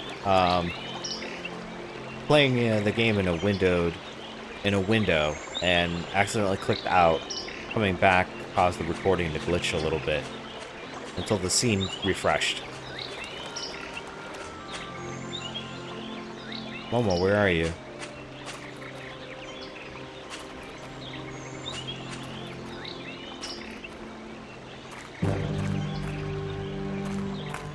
There you are. Are we still going? Nope, you're gonna sit down. Alright, cool. What did you want to show me? There you are, Momo. This is some walk you've taken me on. I've got to say, though, it sure is mighty pretty. Momo come here often. Momo like make splash in water. Alright. Right. Now we're here. What do we do? Kate and Momo throw stones in water. Momo, we're here because of the cave. Something to do with the cave. Momo and Kate, friends. Why have you brought me here? Mammoth doll in cave. Very important for Hans, Anna say. Cave? What cave? Where? Momo not liar. Didn't say you were. Tell me, Momo, do you really think that after all these years, Anna's brother is still alive? Anna always say Hans go away, but Hans come back maybe. Yeah. You are a strange one, Momo. I'm beginning to see why Anna Voralberg liked you. Momo, Momo look like Hans. Momo very proud. I wonder, like, Tell me, Momo, whether or not he is did Han. you come here a lot with Anna? Mm-hmm. Anna like Momo. Anna like Hans. Anna on journey. Momo, I've got to go now. But see you later, maybe. But maybe I gotta find the cave myself. It's a stream. Yep, there's the cave. I can't go that way. Why? You can't cross through this little shallow bit of water?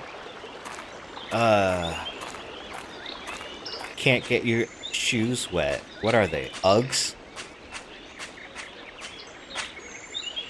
Alright, maybe we gotta drain the water then. Do that here.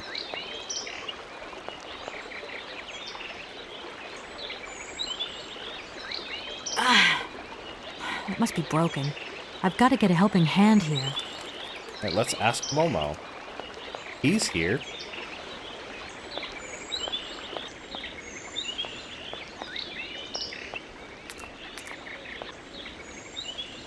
Momo, help me out here, will ya? Momo, I've got something else I want to ask you. Momo listening.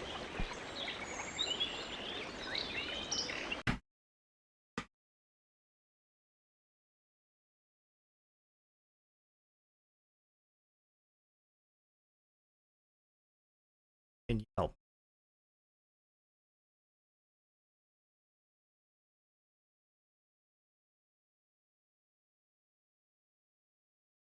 Well, yeah, help me open the dam, pretty much.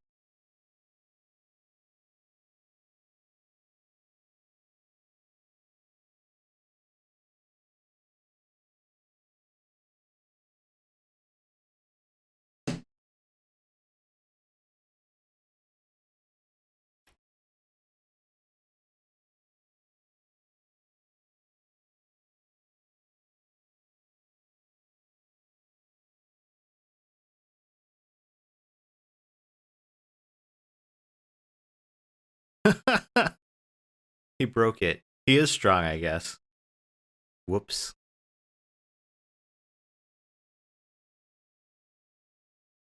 Oh, brother.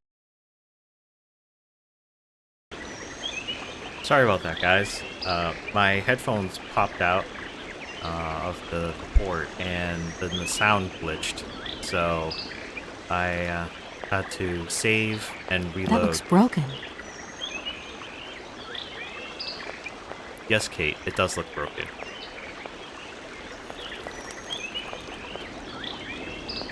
Pick this up.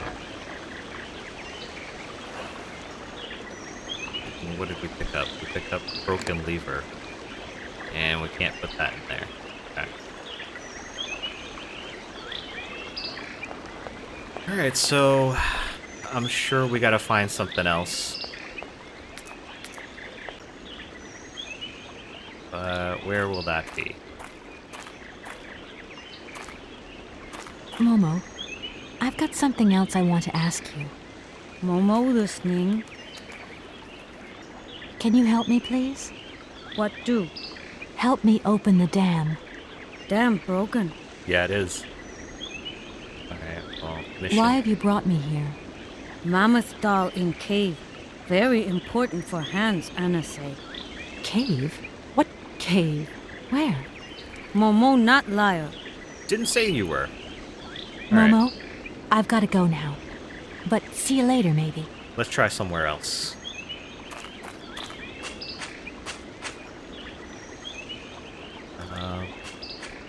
Like there's something here. Is it a paddle?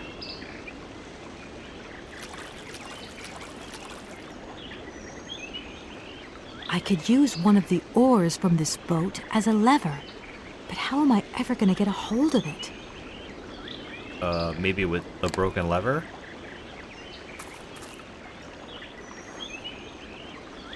Yep. Prissy little Kate can't even get her hands wet. Ugh, that oar is all dirty and wet. Like I said. Ugh, that oar is all dirty and wet. So what do you want to do about it? Girl, are you serious?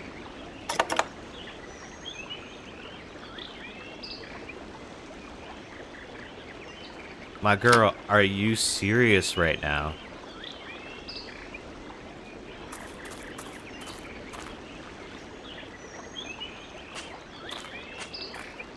Ugh, that oar is all dirty and wet. Can we get Hans to pick it up? I mean, sorry, Momo? Hans is only my guess. Oh, at who he really is.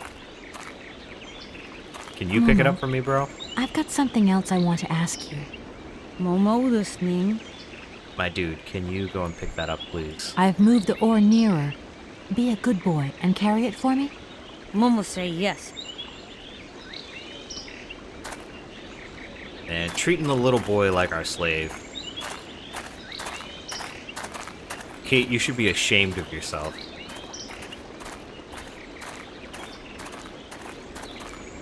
Just because it's dirty.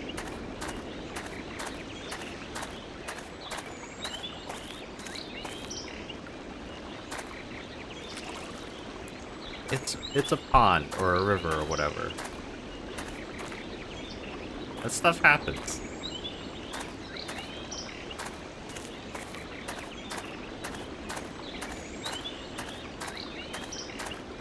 He isn't so slow after all.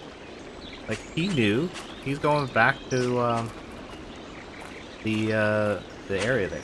Alright, let's go ask him to put that in the lever. Momo, I've got something else I want to ask you. Momo listening. Can you help me, please? What do? I need a hand opening the dam. Momo say yes. Momo strong. Let me guess that he breaks the oar, too.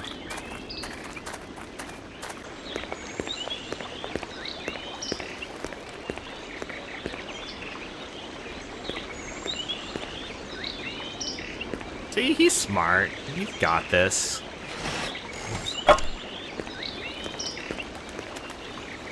He knows what's up.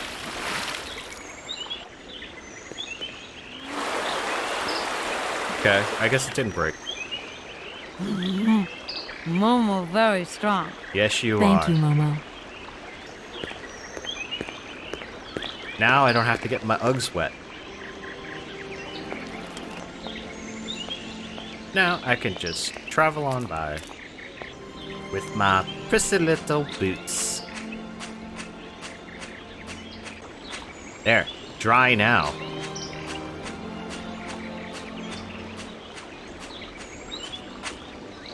It's dry now, isn't it? Whoa. Alright, here's the cave. Let's venture into the cave. And here are the mammoth drawings. Is this a bloodstain from when he fell? Nope. It's a doll. Mammoth toy doll. Oh yeah, he said that there was a toy doll that was important. It's most likely used somewhere. But where? I don't know yet. Okay. Well, so far, the solutions to the puzzles make sense so far. Can't say that that's how it's going to be the whole game, but so far I'm not hating. Like some of those old school adventure games, they just made no sense. Hello? Kate? Is that you? Well, yeah, who did you think it was? You called me? I didn't recognize your voice, that's all. Must be the distance or something. So, spill the beans. What's Europe like? You lucky lady, you. Honestly, I never get that kind of break. Bitch, Well, I'm here so for far work. all I've seen of Europe is this tiny village, and frankly, they're not very hospitable. What? Well, the whole case is getting really complicated. There's this surprise heir I've got to find. I know. I talked to Lynn, who bumped into Joss, and she had coffee with the head honcho this morning. He didn't sound at all happy. The client's meeting him tomorrow, and when Marston tells him that the sale's not even gone through yet, whoa, you're gonna be pleased you're on the other side of the ocean when that bomb goes off. Yeah, I get the picture. But so, how about yourself? What's up at work? We lost the Sarah Lou trial. I worked 5 months on that dumb case. I remember. Kate, you've got your for own a thing bit of going on therapy, right I went now. to Boomy's. The sale started yesterday. Wow, lucky. It was absolutely crazy, Katie. Absolute mayhem. You know that blue silk top I wanted? Guess how much I got it Blah, for? blah, blah. I don't know. 250? 200? Too much. $140. Just get yourself back here and I'll go down with you. That's Like what it's you're my saying. choice. Look, I gotta go.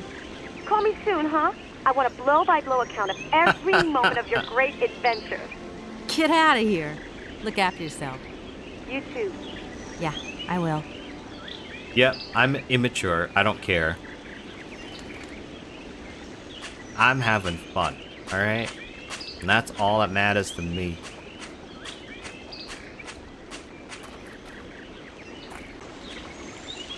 Come on, Kate. Let's go.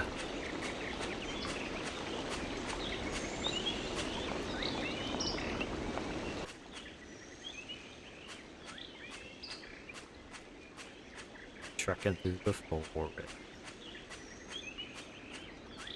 Taking in scenery. Going down the stone steps. I just wanna get out of here. Come on. Okay. Cross the bridge. Bunch of them here. I wonder if the houses cost more because they've got, like, water in the back. Like waterfront properties, except it's not in the front of the water. It's like a moat or something that just runs through. Can I go in here? Looks like this door here. No need to go down there. Okay.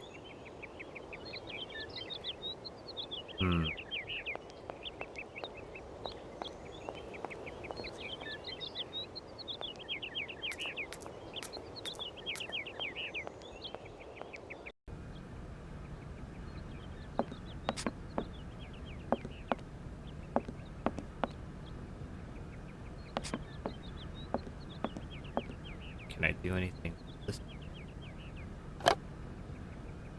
Ink block. Pour the ink in? Yep.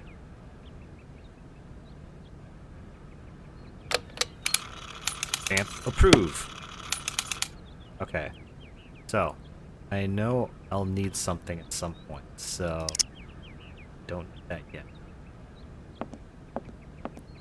I'm gonna bug this guy. Oh no, I forgot the notary will be resting. Oh, he's just a notary? Man, screw that guy.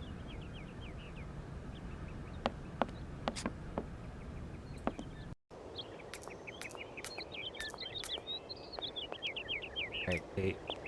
Get off.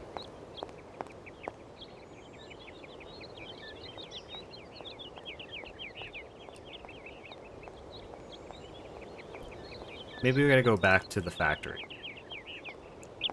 Guess let's give that a try.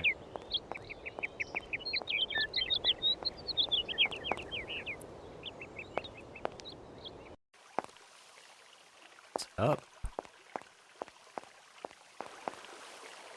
What's this way?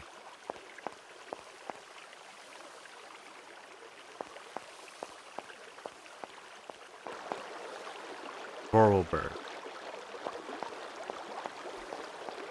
Is this the front door of the factory?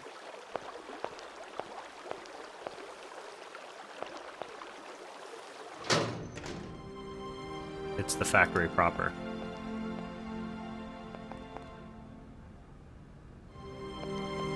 It's dead in here.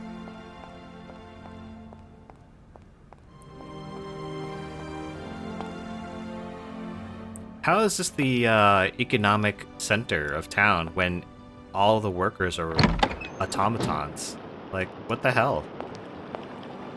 That's not how you run a business or be an economic hub of the city.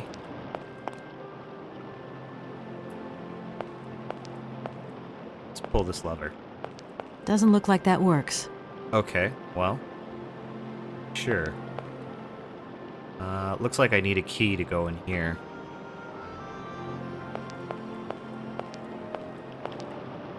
Alright, let's just leave.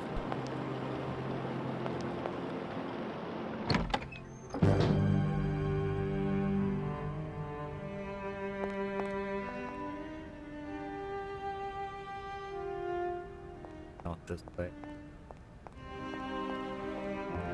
We head this way.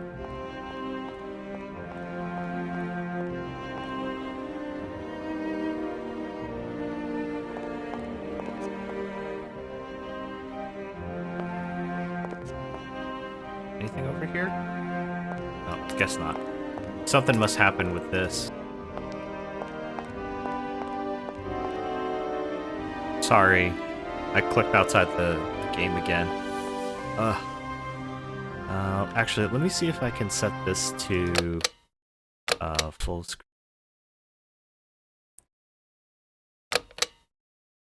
No, I don't have the option.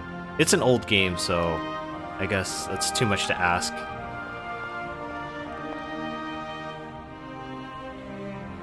Let's keep going. Phone call. Hello? Yes, hello? Kate, what happened to you, my poor munchkin? I've been trying to contact you for hours. I'm in Europe, Ma. Job thing. What? Europe? My God. Oh, I've got such happy memories of Europe. Some of them even involve your father, but that's enough of that. Tell me, where are you? Paris? London? Venice? Validelene. Yeah, I know. It's a bit out in the boonies. What in the world are you doing out there? Work. You know, business. I've got to see through the takeover of some old family business that's got a few debts.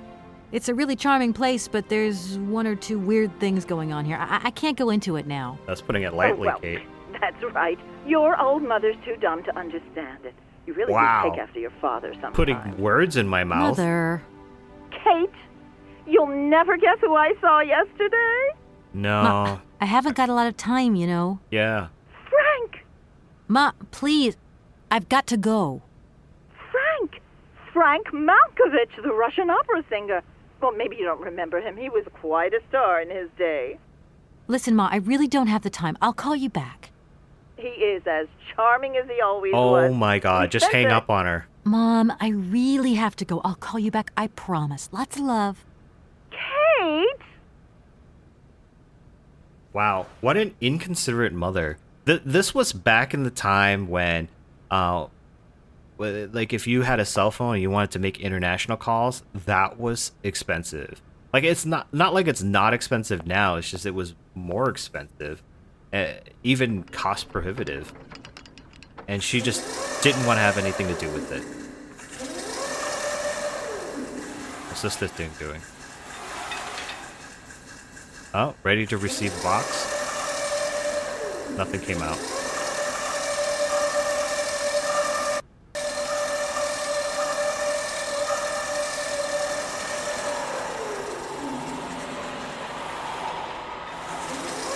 Okay.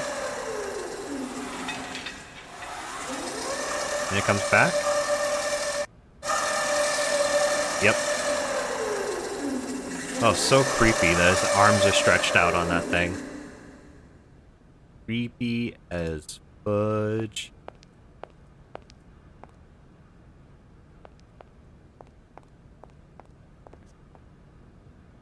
Open the door. It's a workshop. That is messed up, my dude. Like, looks like a guy just strung up and hung. That's messed up. That's so mad messed up.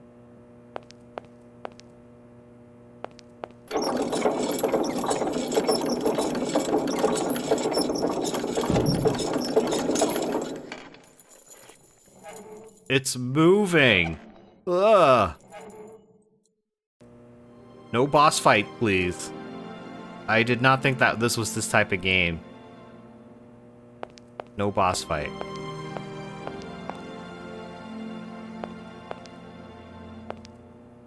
Oh, many thanks indeed.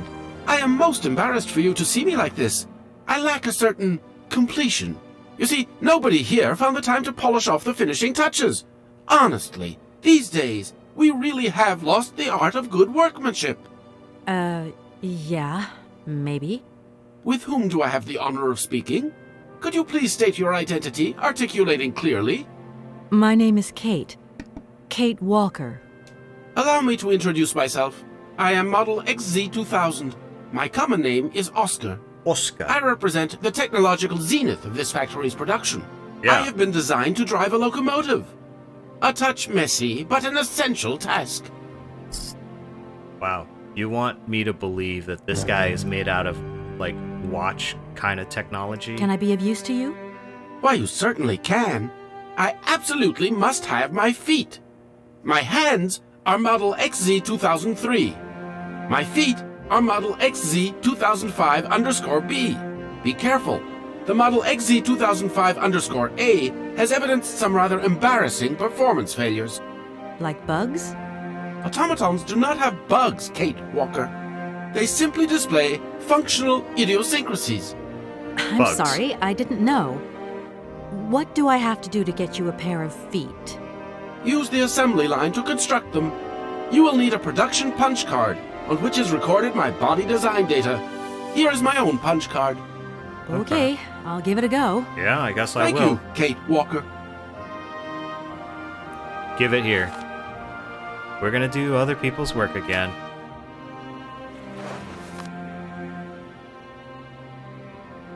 As bizarre as it may seem, I have the impression you are the only person who can help me. I very much doubt it, Kate Walker. Why do you say that? What good am I without appendices, I ask you? Alright, well, I guess that's Oscar, what we're I doing. am delighted to have met you. See you again soon, I hope. Yes, Kate Walker. Kate's delighted. I'm freaked out. It's a freaking android.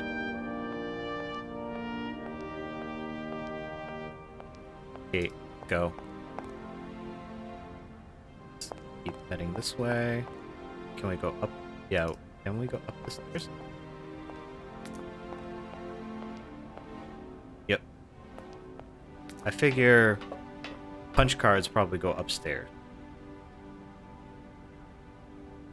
Or check inside. This feels like where we would go. Oh, this was the lounge. It's like it's the area where the boss was sitting. Huh. Interesting.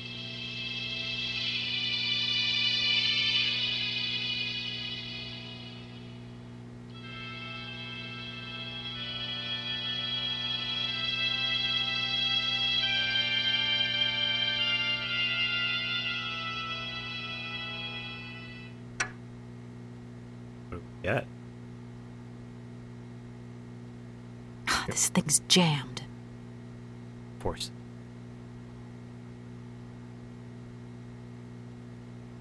This music cylinder.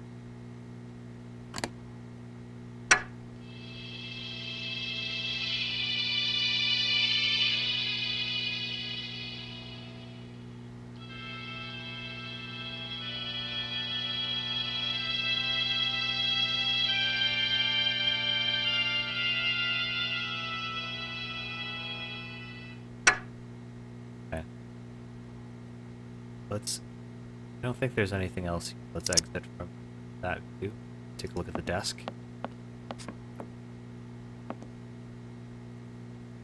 Oh, paperwork. Validelene, March 6, 2002. Oh, this is from Dear Hans. Oh, wait, no, it's fairly late. Dear Hans, I know how much you dislike the written word, but I do not have the time to forge you a voice cylinder. I imagine that someone in your entourage will be kind enough to read these few lines to you. I received your latest set of plans. Your project is extraordinary. Your all-time masterpiece, perhaps. Time seems to have had no effect on your genius. Quite the contrary. I am proud of you, my dear little brother. Sometimes I find it hard to believe that a century has gone by since the last time I saw you. It only seems like yesterday that you rushed away from Validelene. We undertook production immediately, following your instructions to the letter. The locomotive was ready within a week. If only you could see it. But you will see it, that much I have promised you. It is magnificent. It seems impatient to set out on its maiden voyage. There is only Oscar left to build. I hope I will finish him soon, but as you can imagine, his mechanism is complex and takes a great deal of time and handiwork. Yeah, dude was still strung up. Correct me if I'm wrong, but I understand you wish me to bring you that cursed prehistoric doll, the very thought of which I wonder if it is still in the cave, and if it is, what state it is in. But what does 60 years matter after all, to an object already several thousand years old? I'm going to find it, Hans, I promise you. I have a bit of a nasty flu at the moment, which is running me down a little. I should be better in a few days. The sale of the factory is taking shape. The lawyer from New York should be visiting, and will be able to sign the new contracts. Then I shall... ... Yeah. These must be the plans. Locomotive. That Oscar is supposed to... Kind of looks like a Batmobile. Yeah. There's the rocket boosters. There's the front of the Batmobile. The Tim Burton Batmobile with Michael Keaton. That's the one I'm talking.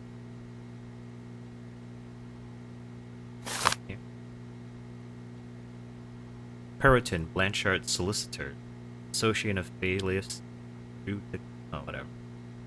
Madame Voralberg, July 20th, 2001, recovering of outstanding payment. Madame, you will have received several warnings from my office concerning penalty charges incurred on unpaid invoices from the company La Colombe. The total debt for which you are responsible currently stands at $47,782.46 francs. I strongly advise you to acquit yourself of this debt by sending the necessary funds to our payment center. In the absence of such a response on your part, I will be obliged to undertake legal proceedings against you to recover the outstanding funds. Man, debt collectors, even back then. Madame, quite numerous follow-up letters on our part. We notice that you still owe the sum of 80,210 francs, corresponding to invoices dated January, February, March 1998, including increments for late payment. We are asking you to resolve the situation by return of post. In case of non-payment, we will be obliged to spend all supplies and refer the matter to the relevant legal authority. We trust we shall hear from you soon. Yours faithfully, Monsieur Martineau, head of accounting. Geneva, from a bank. Dear Anna, I find myself under the obligation to undertake certain procedures against your company, a situation I find particularly painful given the special relationship our bank has enjoyed with your company over the years. You yourself admit that for some time, Voralberg Manufacturing has become a financial liability, and due to shareholder and partnership pressure, I am no longer able to underwrite your debts with the bank. I'm sorry to say that we are obliged to comply with the economic imperatives of the era. It is for this reason that I beg you to accept the American investor's proposal. Such a takeover comes at a fortuitous moment, as it is the only way to swell your accounts and settle your debts. It will also enable Voralberg Manufacturing to stay afloat, streamline production, and modernize production techniques. You will thus be able to keep the Voralberg name alive, one that in its day was a guarantee of quality and savoir-faire. Please believe me, Anna, when I say that I offer this advice not just as a banker, but also as an old friend who desires nothing but good for you. I know that such a decision cannot be taken easily. You can truly hold your head up high, my dear Anna, and be proud of your achievements throughout the years. my deepest apology for bearing such unpleasant news, and I remain at your entire disposal should you need me. Yours, in dear friendship, Gustav Passeri. Oh my gosh. Invoices, invoices, more invoices. I never knew the factory was in such a bad way financially. These last 2 years must have been very hard for Anna Voralberg. Yo, all that stress probably contributed to killing her, or like having her die. Can you imagine? Like, you run a company that your dad and your brother built up, and like you're just in debt because of all of the stuff that's going on, and you don't know what to do with it.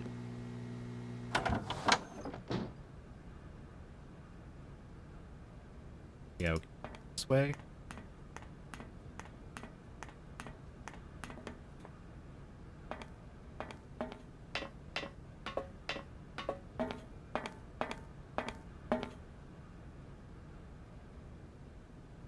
This, and let's push levers. If that's going to work, it looks like something's missing. This is where the punch card goes. Yep.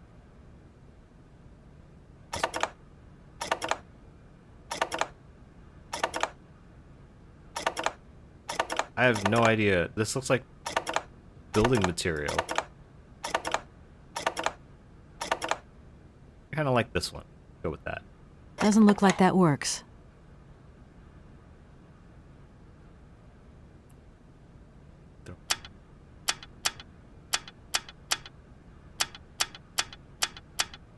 Doesn't look like that works.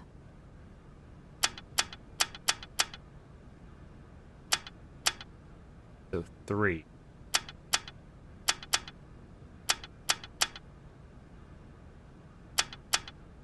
Doesn't look like that works. What if we change the material? Doesn't look like that works. Try another. Doesn't look like that works. Okay. Doesn't look like that works. Alright, I'm gonna need Doesn't look like that works. some additional hints. Doesn't look like that works. Okay. Got it. Oh. There must be another section. Oh. That I gotta go to.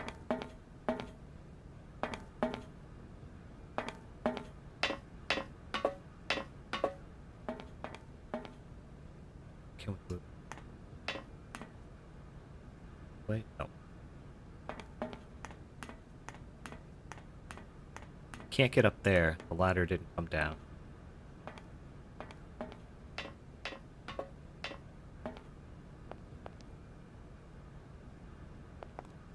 Okay, let's maybe go to the machining. Here.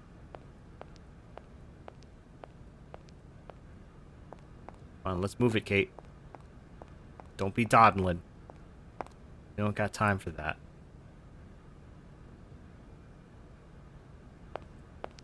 Nothing.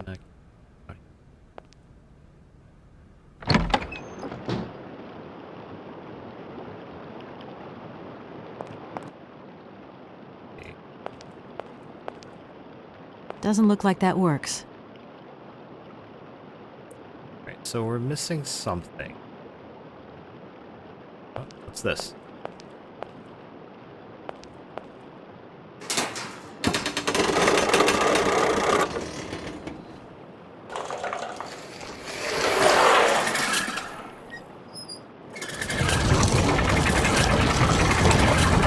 What in the world? Okay. Alright, now let's pull this. Now it's got a gear in here.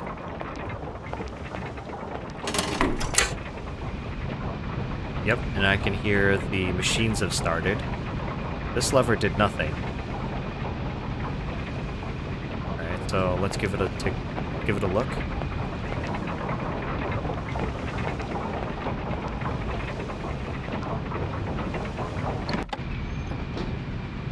I can hear machines whirring.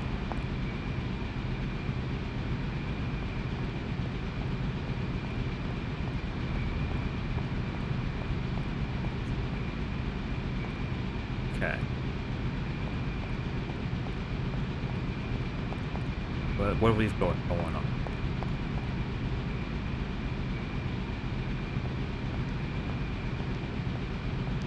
There's no boxes here yet, so we don't need to be here just yet. Damn it. Sorry. Apologize. I clicked outside again. Got too click happy. Let's go upstairs. Maybe we can use that machine now. This one. I'd like you to run, Kate. Thank you.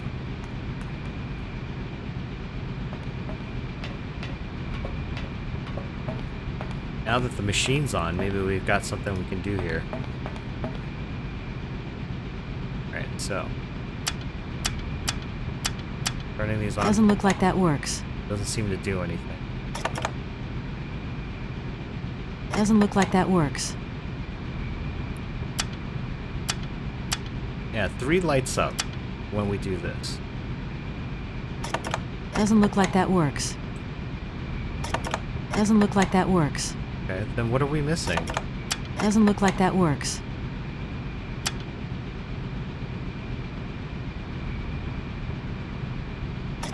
Doesn't look like that works.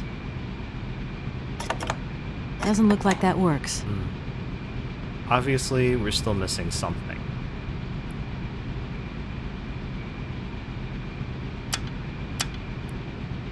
I feel like this has got to be on. Maybe these still got to stay off. I don't know.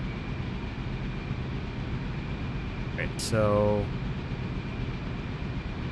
number 3. Maybe there's something here.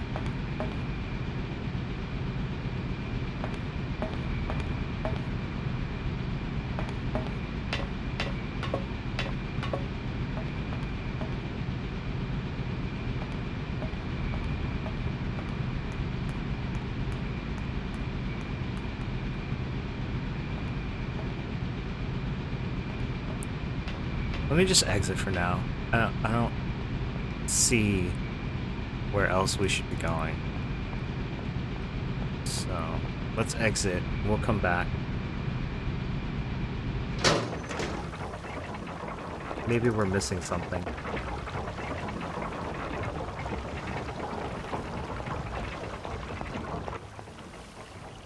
Obviously, that's the factory. Or maybe the main part of the factory or something like that. So let's check out what's over here. Maybe it's related.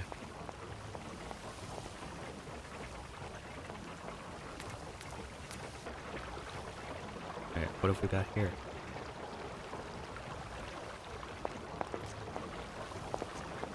Oh, there's a lever. What's this do?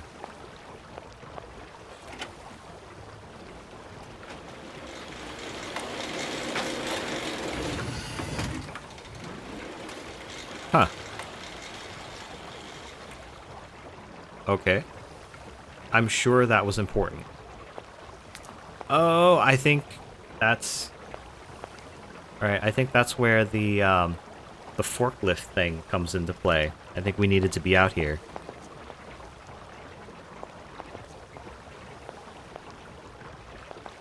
Alright. Let's head back. And hopefully that canister that got picked up goes off and does something.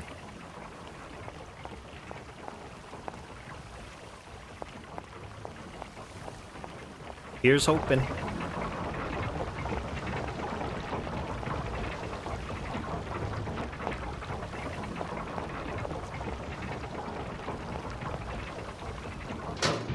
Alright. Yeah, can hear the machinery whirring.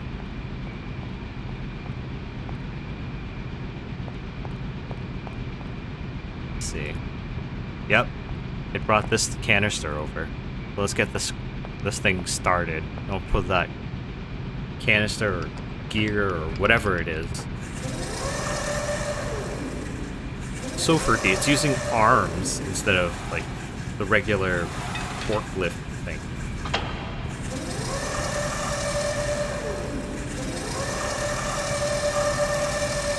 So creepy. Alright, what is it? Like a battery or some sort? Fuel? Water?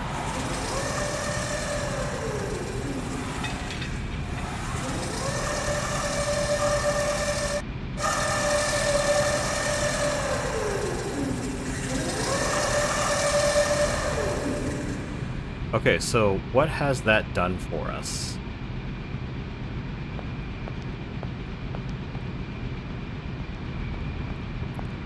Let's see what's changed. Head over.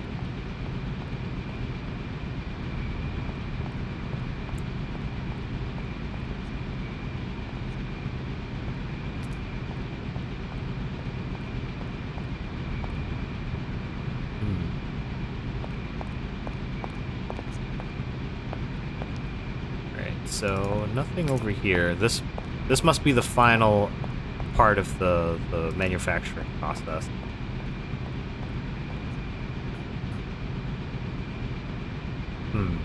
I really wonder what this thing has done. Let's head back upstairs. Let's go back to the control area and see what was up.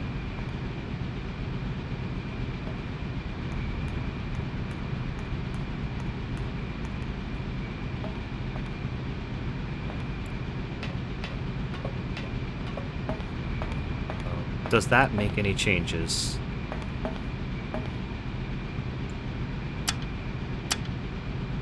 Doesn't appear so. Oh, it did.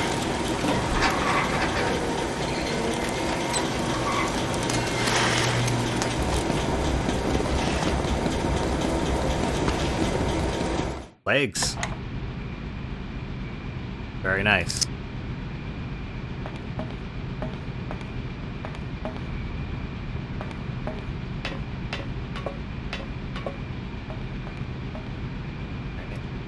Let's go grab those legs.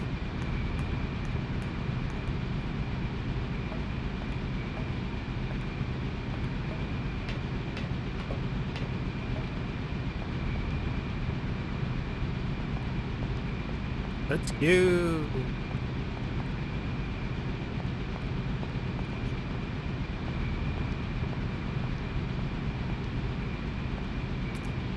Over this way. There it is.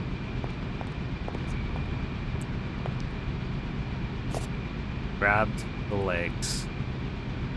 Wooden legs. Okay.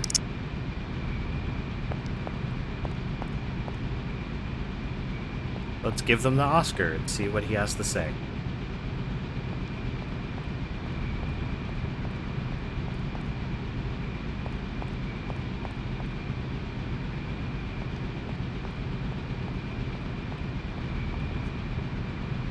Open the door.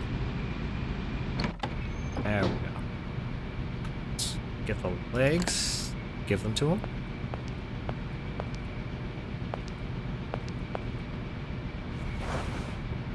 Here are your feet, Oscar. I hope I haven't made a mistake. These feet are incorrect, Kate Walker. Okay. Great.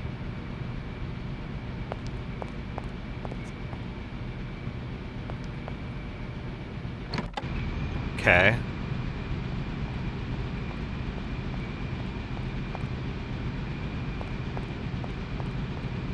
Okay.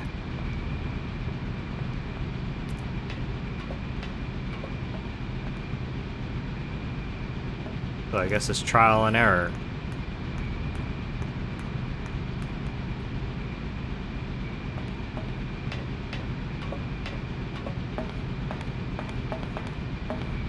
Let's try this one again.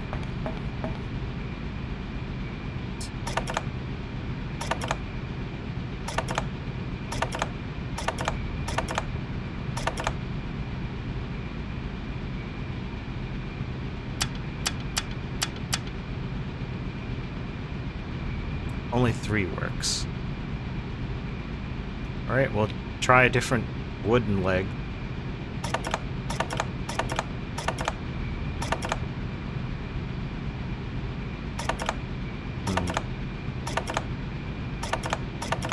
How do I know which is which? Can I pull on the... Let me check my notes. Diary, Validelene, facts, brochure. I do not have anything.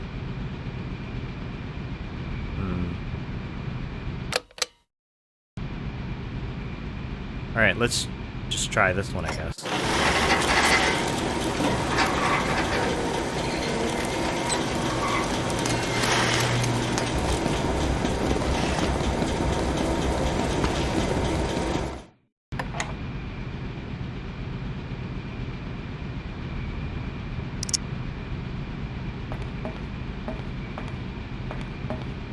Alright.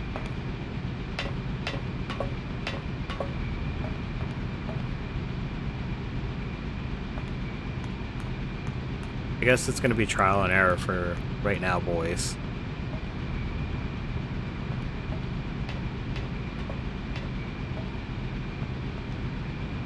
Let's see what happens.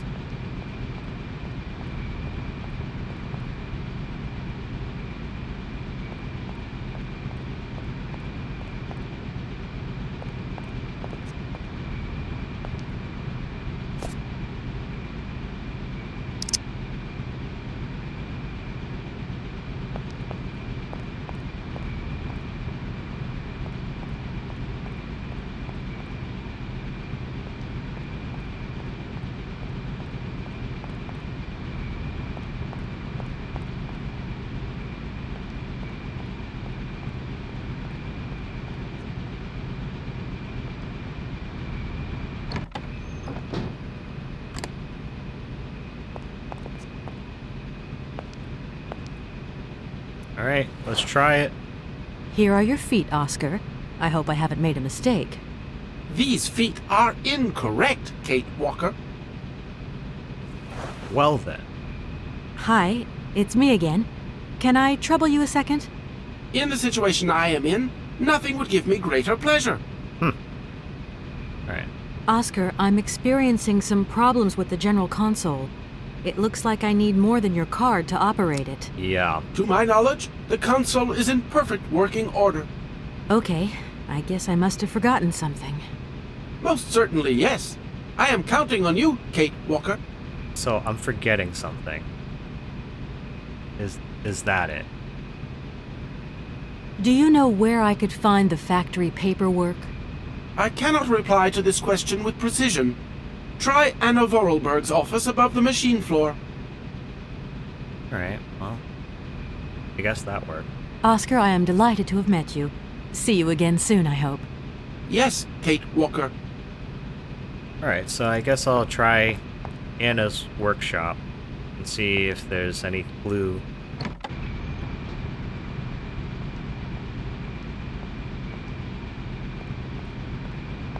Come on. Let's go to Anna's workshop. Doop, doop, doop, doop. Okay. Get into the office.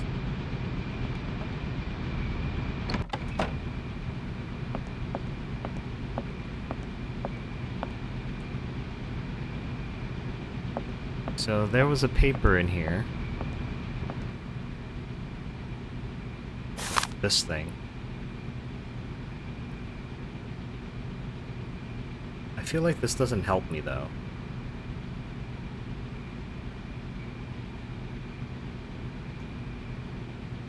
Like it's a schematic, but it doesn't point to anything decipherable to me. At least in relation to the console. Is there anything else?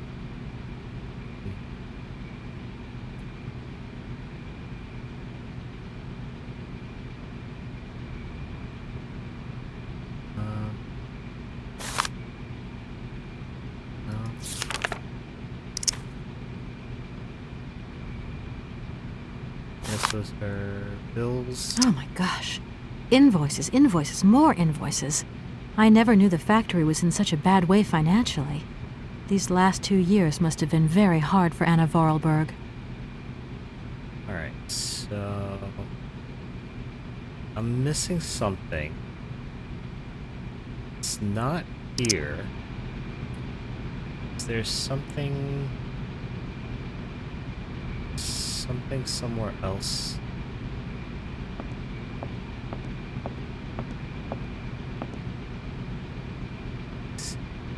Any of these other books come out? No. So I could put something in here.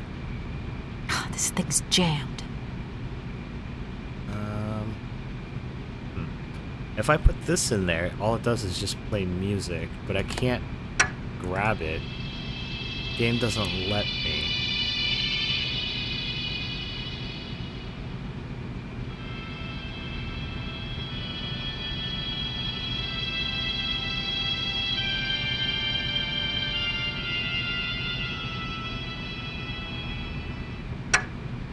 But there's obviously something that goes in here. It seems I don't have it yet. So maybe I need to exit here. I'm missing something.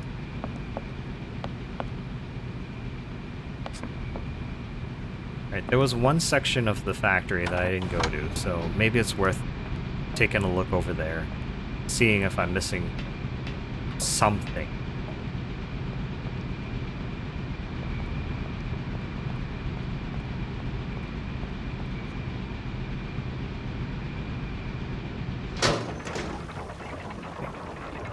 Let's head on out.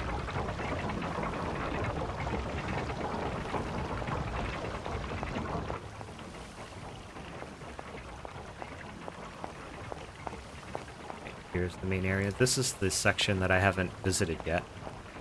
Maybe there's something here that'll help.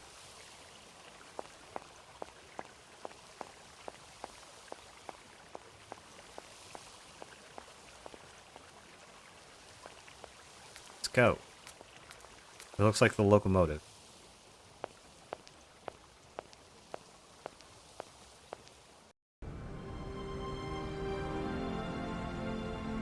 Alright, I don't want to exit, so let's just move forward.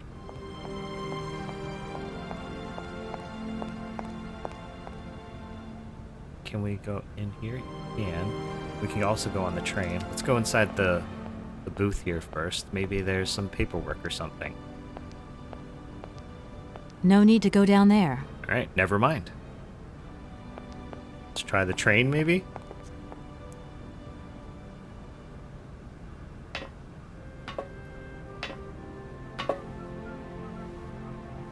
Oh, I hear whistling.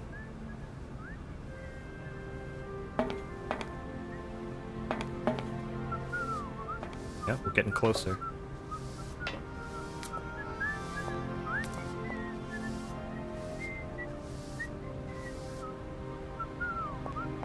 Maybe it's this way. Can't quite tell. I see this.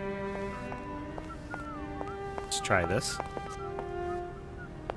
Pull. Did nothing.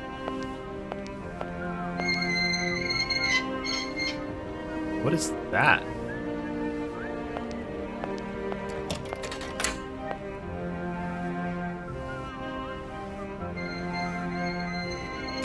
Oh, it winds it up. Okay, well, that's nice. A wind-up locomotive. That's crazy.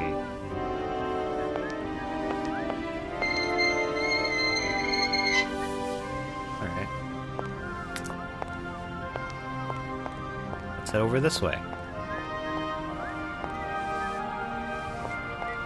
Sounds like someone's sweeping. There, somebody is.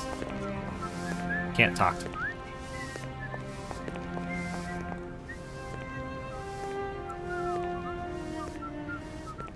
And there's nothing on this side of the screen.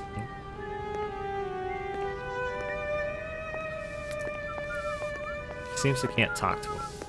He's just there, I guess. Sweeping. One of the few people. That and the gardener? Or pretend gardener? I don't know. It doesn't seem like they're actually workers. Spies, maybe? Rival toy company?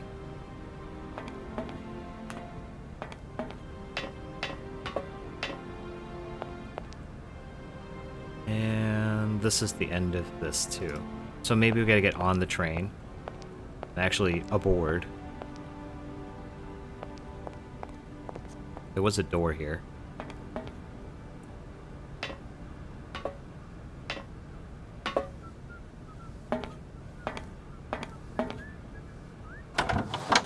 Alright, we're inside.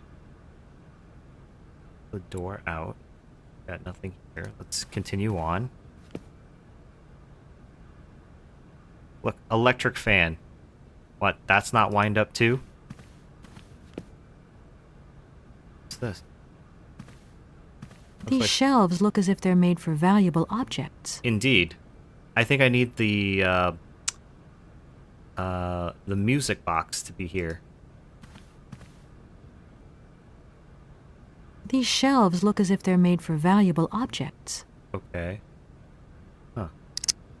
That's the same here. What's this? This all supposed to be for valuable objects? These shelves look as if they're made for valuable objects. Okay. I got it. Well, this was a valuable object. So this goes there. Okay. Let's see. Does this go here? Nope.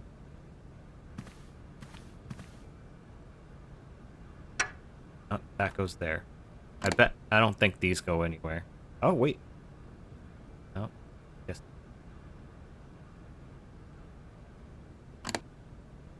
No. Okay. That would have been too stupid, I guess.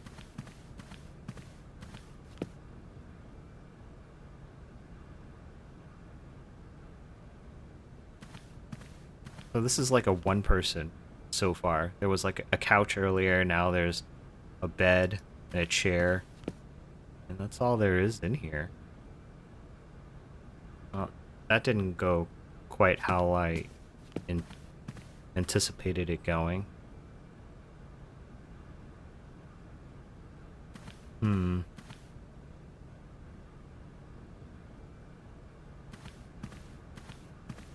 Alright, so going here was a bust for the factory.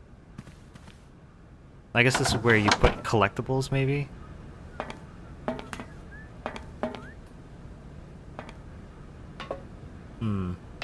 So there really wasn't much in this area. That's too bad. I was hoping that this would be it. No need to go down there. Alright. Well, then let's just leave. We don't need to be here in that case.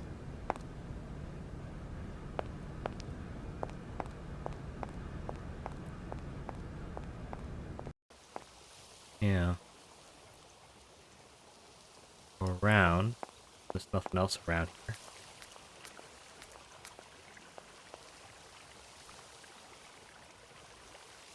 Let's exit this section.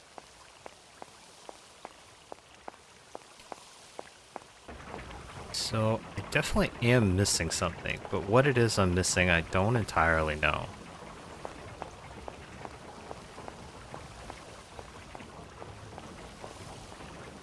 I did have to go to this section to get something else going. Oh yeah, this pulled out I don't need to do that again. The catch arm, yeah. That's right. And there's nothing else here.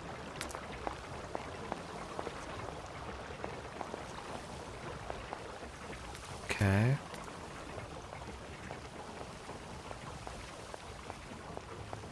Maybe everything in this puzzle for the, actually, let me go this way. Just in case I missed something over here that was important.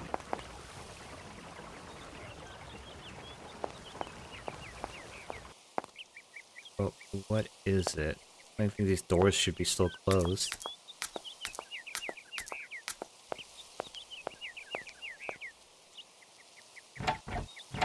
Yep. The door's locked, but I've still got to get in there. Okay, so...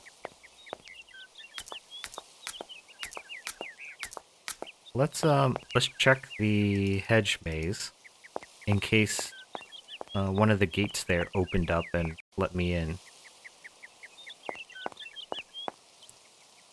Nothing else really around here. We were already up in the attic and we took a look around already.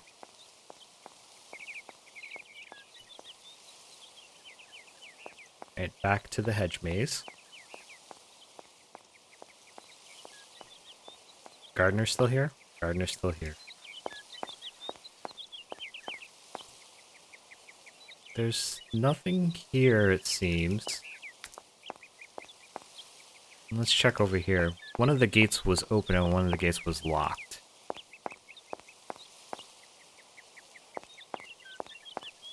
Does this open?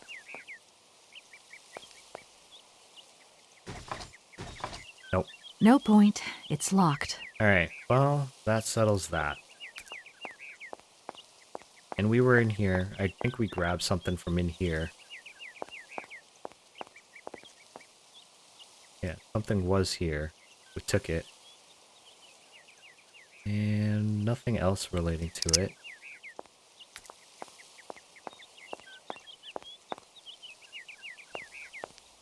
Okay, so... something back at the factory, and we're missing it.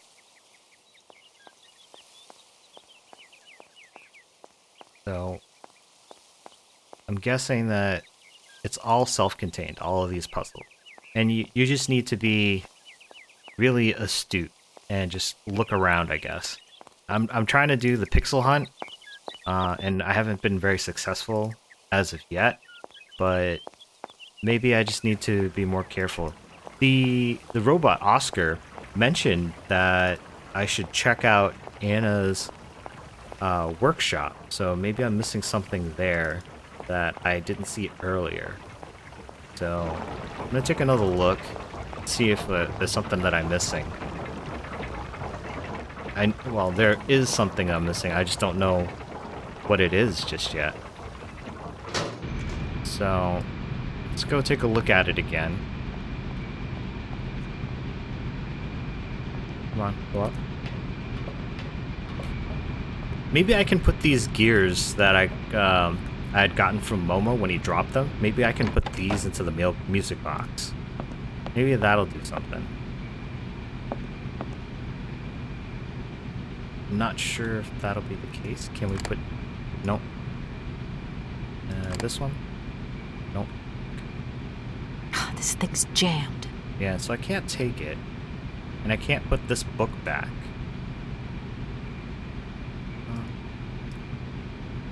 Yeah, I'm not really seeing anything else in our office here, though.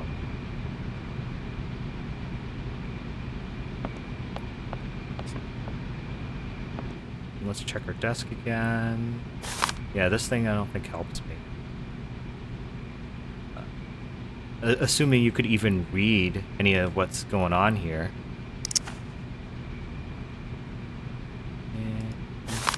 Oh my gosh. Yeah, okay.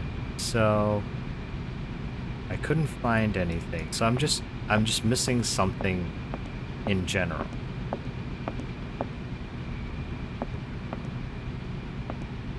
But what that is, I'm not entirely sure. I'm missing something here on this console.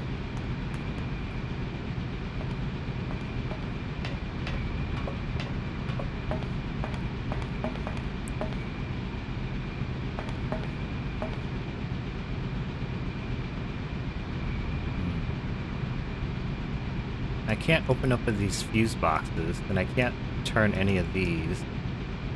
It's just these I can do.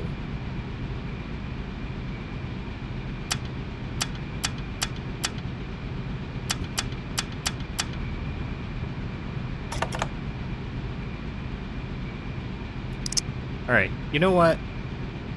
I think for now we're just gonna save it here. Video's already pretty long, and I'm gonna take a break.